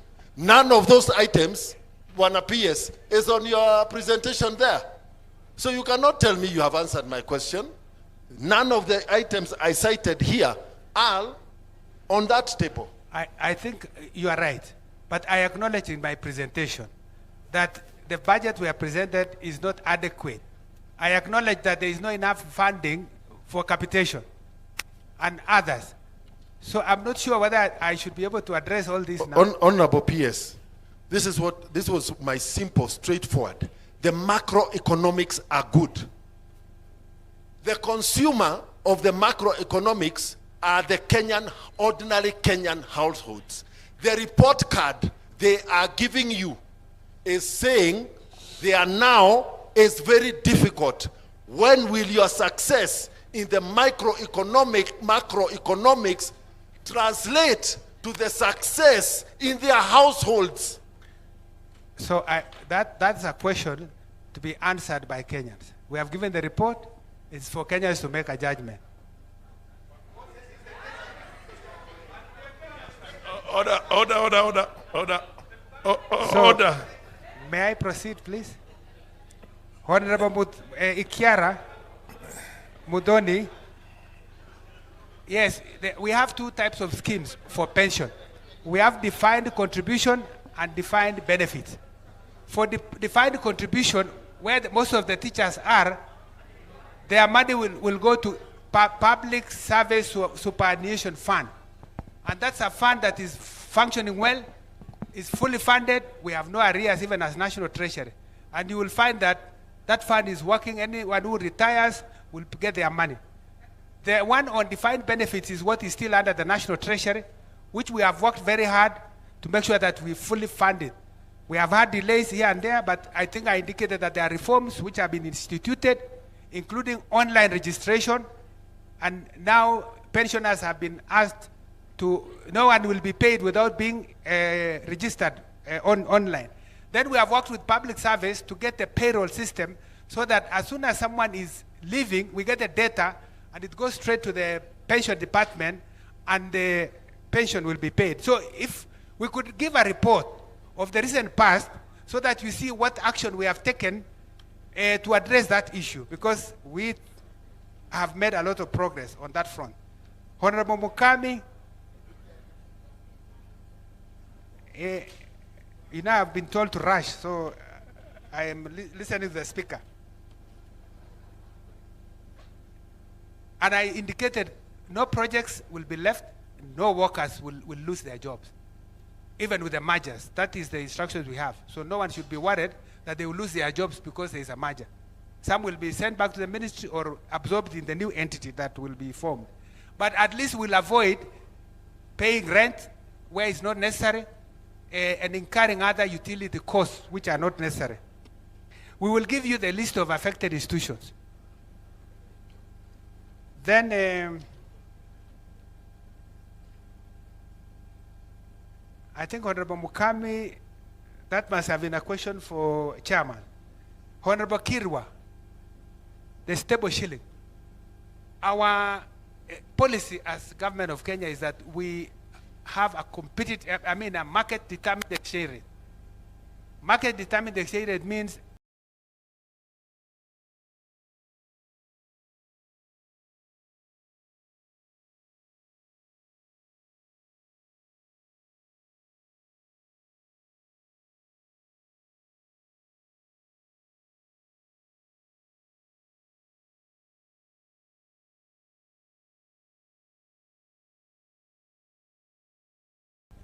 the central bank can only move in. Currently, where it is a reflection of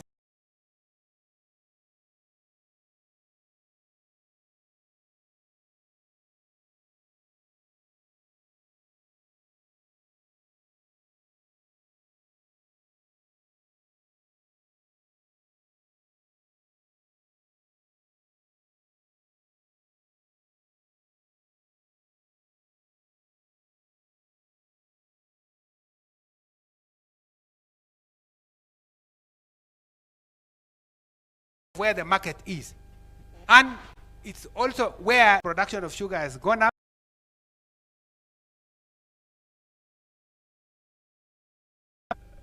Have gone down. We paid last year, we made deliberate efforts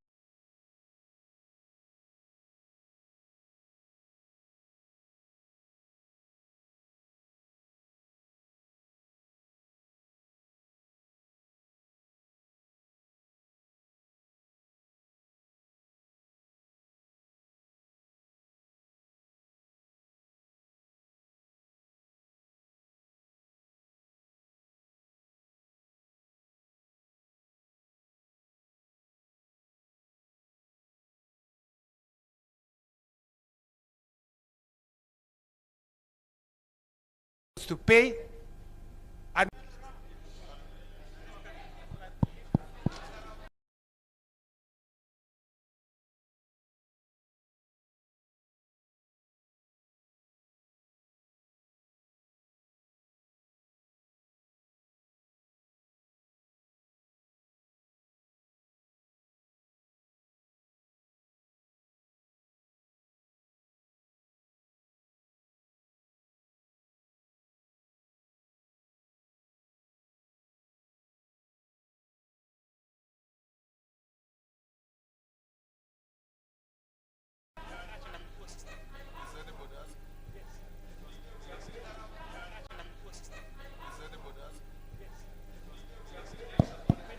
that shaking his hand?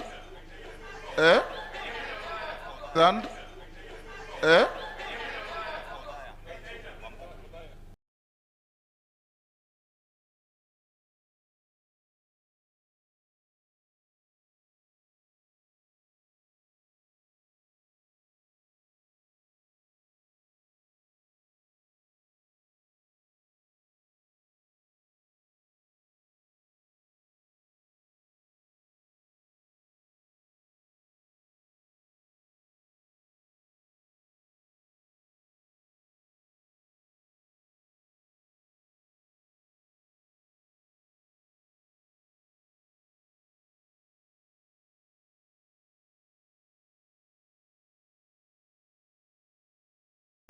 Wainaina? Revenue collection by November was at 35%. We were also informed that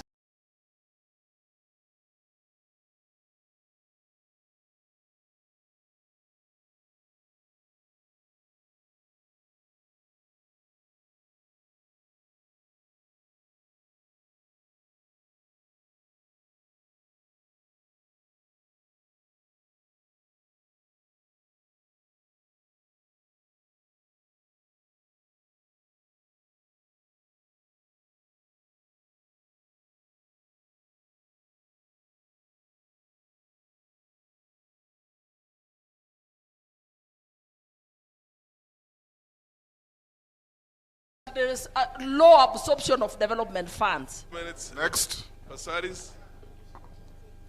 My concern, thank you.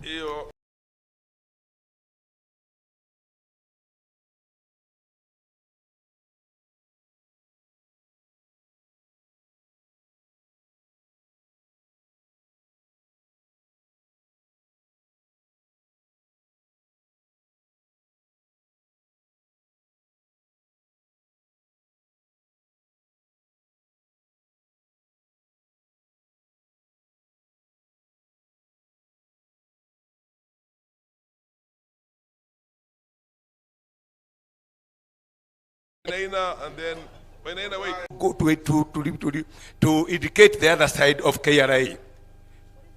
When those people, when you pay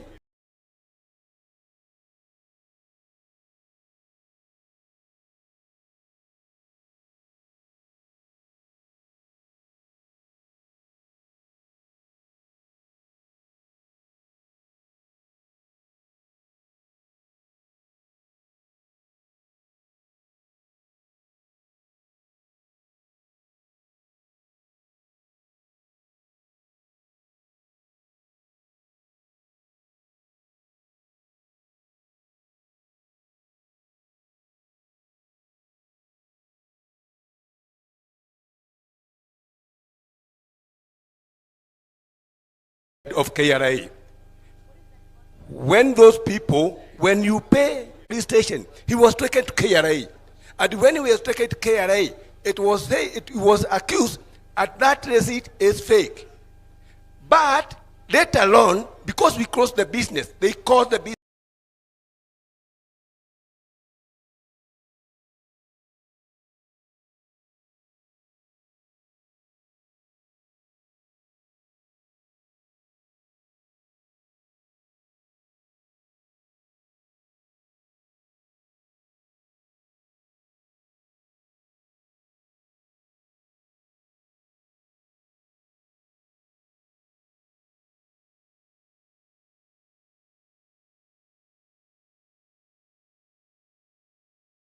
The business was closed. That is outside my company.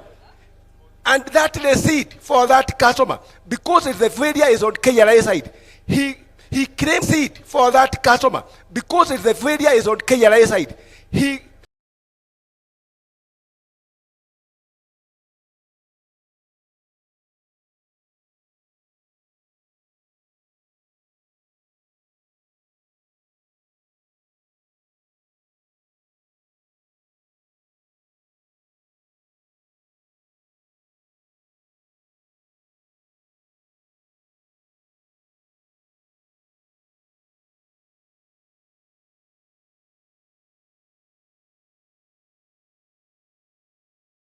He claimed VAT without receipt. The customer, the client, claimed the VAT without receipt. First thing, Mr. Speaker, we've really gone and prosecuted the issue of pending bills. I want the PS to really tell me.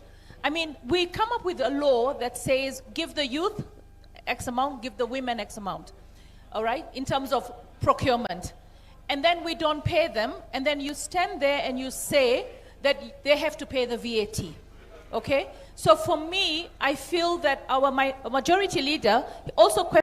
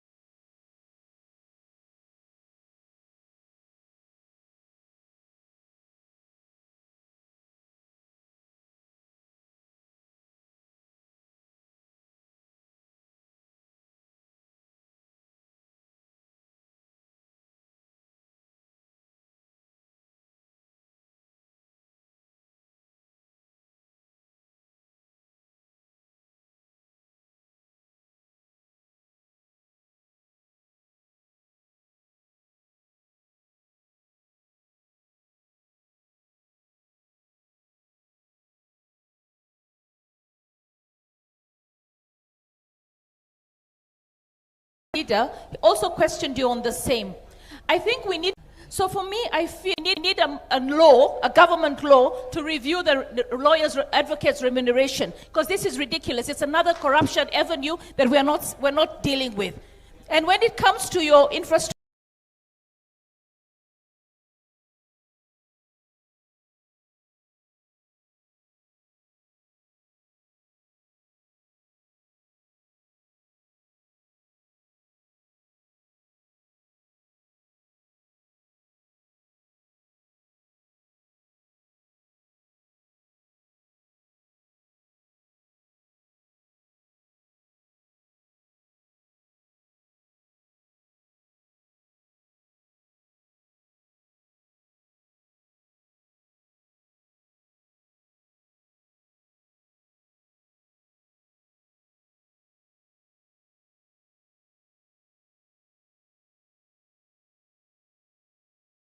Safaricom shares for the sovereign fund, for the infrastructure fund, I'm all for it. But at the end of the day, Kenyans who own shares in Safaricom want to know that it will not be controlled by external forces. We will still have managerial control. And that didn't come out very clear.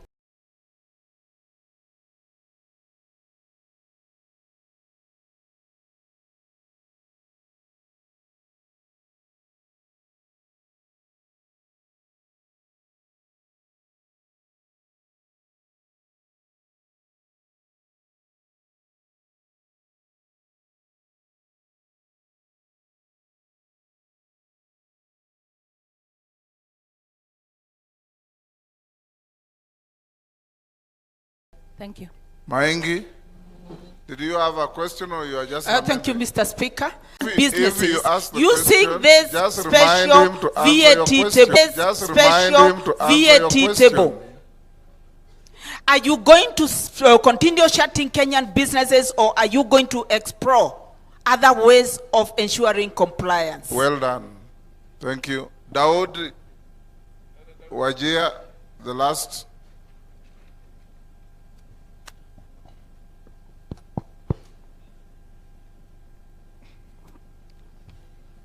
Thank you, Mr. Speaker. My question, actually, I will only ask one question. Pardon?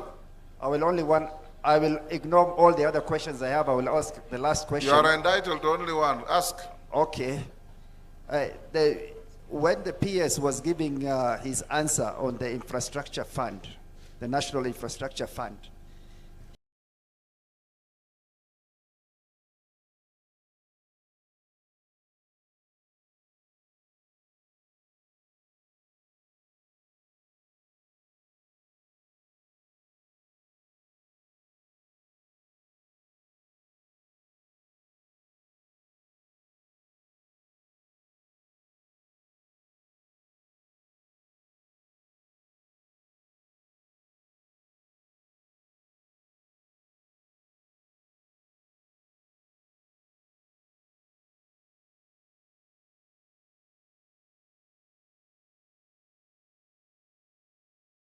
give that it is only going to be used for Thank you, Speaker, and thank you, Chair, for requesting Chair to give me a chance.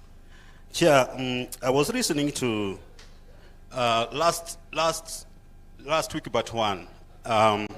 We had a meeting with the Treasury, and when they are presenting, it was like the deal they have is the best deal. And when the Chair was presenting the methodologies, valuation methodologies, we got a value for share for 36.62 shillings. And Speaker, the PS said they are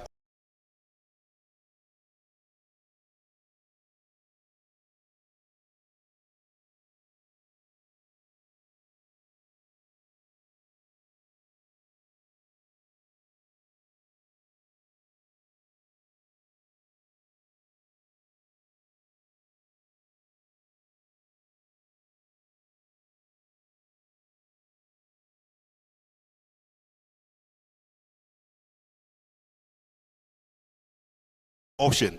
They are open for better option. Are you going for this better option, which was, are we going to see a piece of, and if yes, when are we going to see a piece of legislation in Parliament for debate and enactment? Thank you very much. Sunguli, what is your point of order? What have you been speaking as? Mr. Speaker, my point of order is actually for your guidance, because the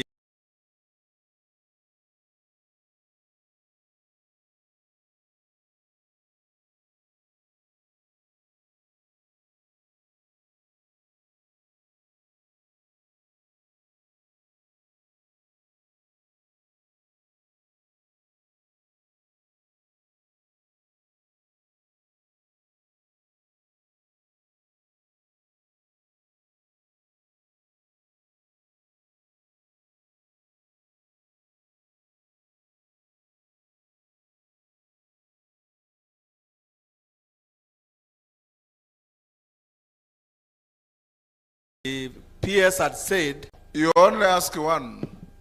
Okay, you only ask one. Okay, this is not a lecture room. Let me ask one. Yes. The PS did indicate that the solution to our challenges, one of them would be zero-based budgeting, and the other one would be single treasury account. Mr. Speaker,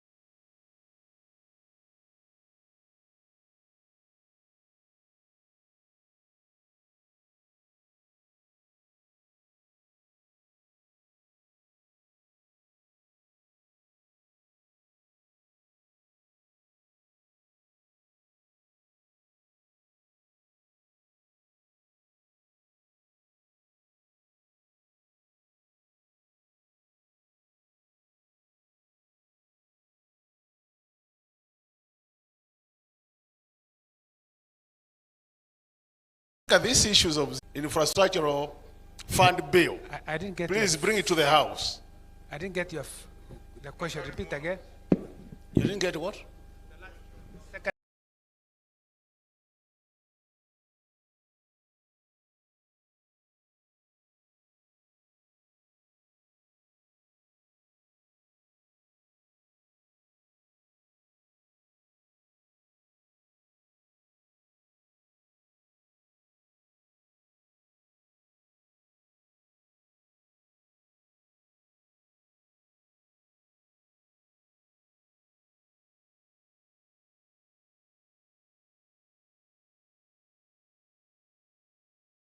Let's go to expand the economy. Meanwhile, we still have to, because we are not, this money is not coming to budget, it means we have to still carry on with the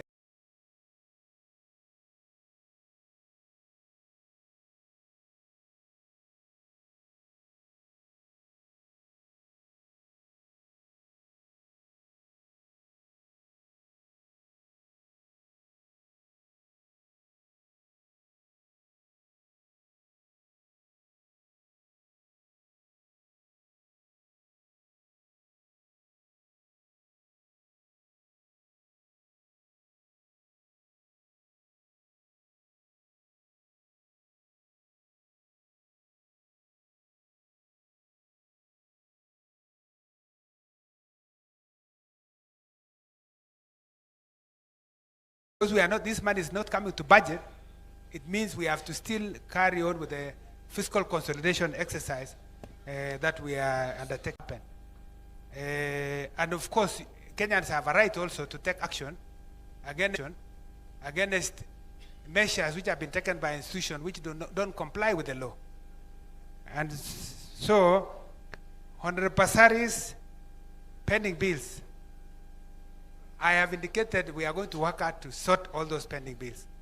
We will, the intention is that if we pay, we will start with a small value, which are likely to affect those by women and youth, because those are the to affect those by women and youth, because those are the majority. And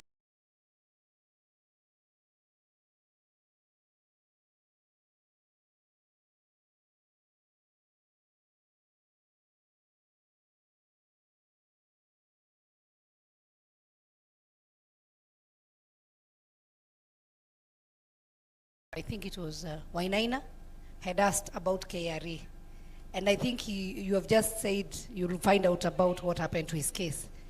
But Mr. Speaker, we have seen Kenyans committing suicide because of KRA, where a person does business with government, the government have not paid, and then they claim, you know, KRA comes to you that you are supposed to pay and you have not received payment. And we know a lot of our business people, you have also taken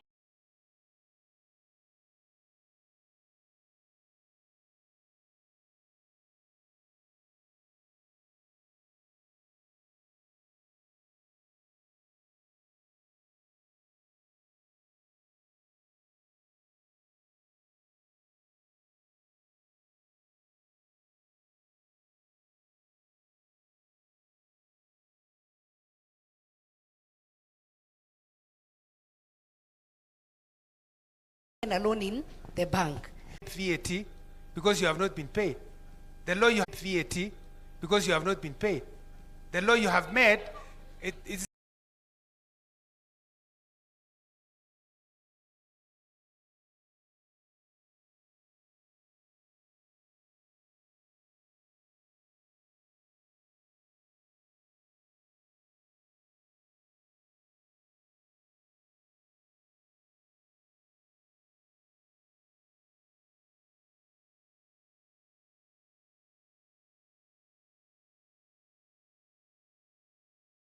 it is you have made it is you who have made the law. What is it?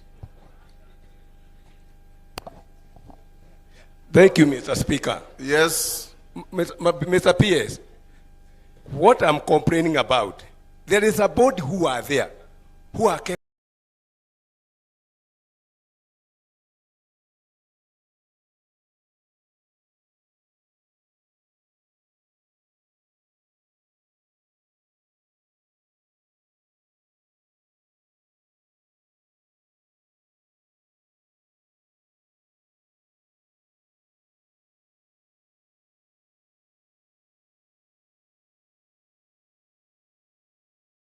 that sole problem of the client.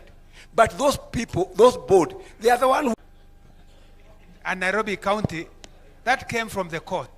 If the court rules and says so and so should be paid this much, that now is also another legal matter. Why would even our court, our judges who exist and in this Kenya, they know the financial situation of our country, make outrageous, you know, awards. I think also it needs to be done in a manner that reflects the fiscal reality. Honorable Maingi, for special VAT, I think I've indicated this. We can't. I mean, it has to. We have to operate within the legal framework. Honorable Boni, the valuation that was presented by chairman showed 24 shillings, one valuation method, another method was 24 shillings, and the one that gives us the highest is 36. So on average, that would be 6. So on average, that would give us 25.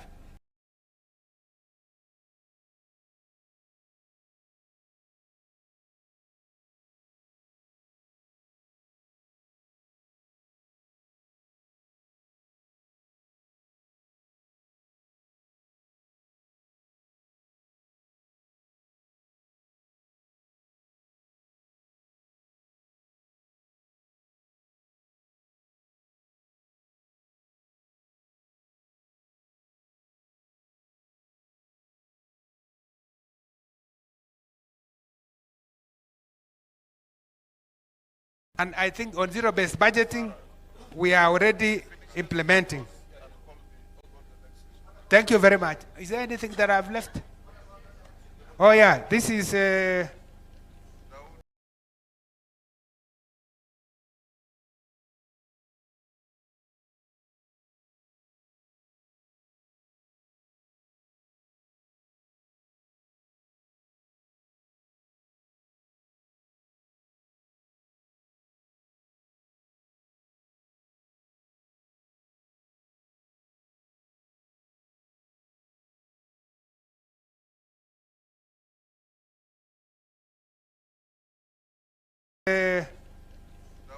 Dawood, for other regulations that will govern us even as we administer this.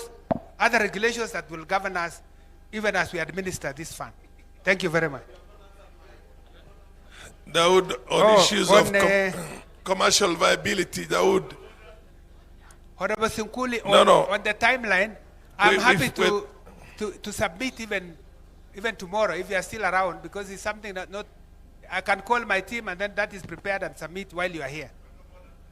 The PS has undertaken to take note of everything that was said and done. I mean, whatever that were raised, and to go back to his office and see the areas that he needs to come back to us and give us a further clarification or take certain positions.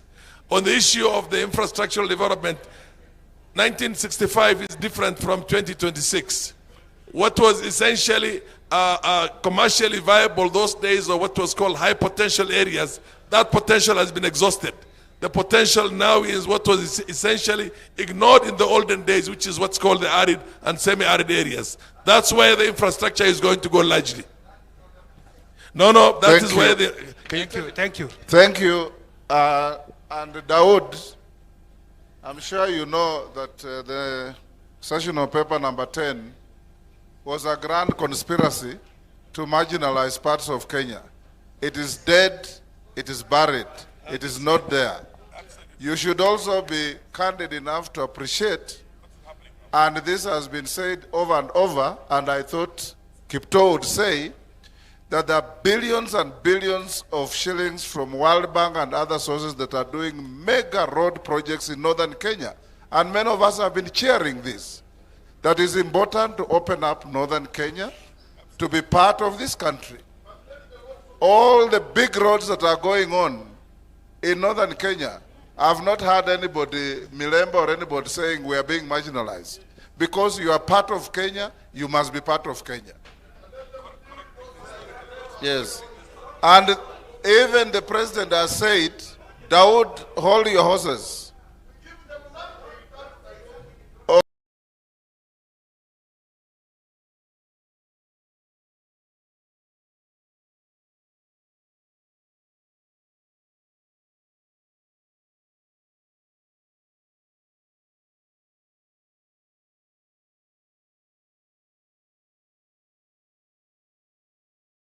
Wanjala's era, and I come to Northern with you.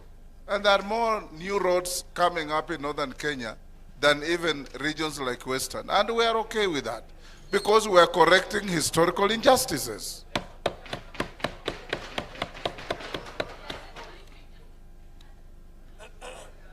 Honorable members, if you look at your supplementary program, we have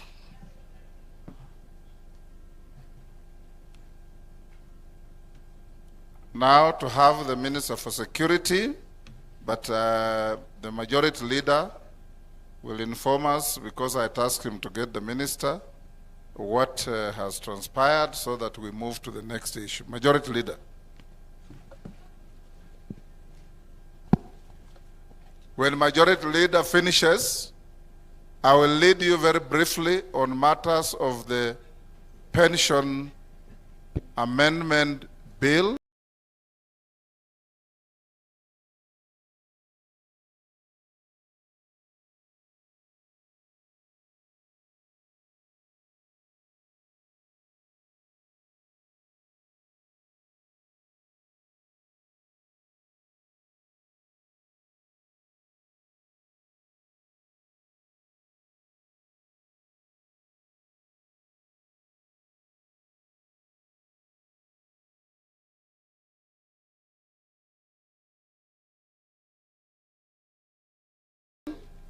By Makali Mulu.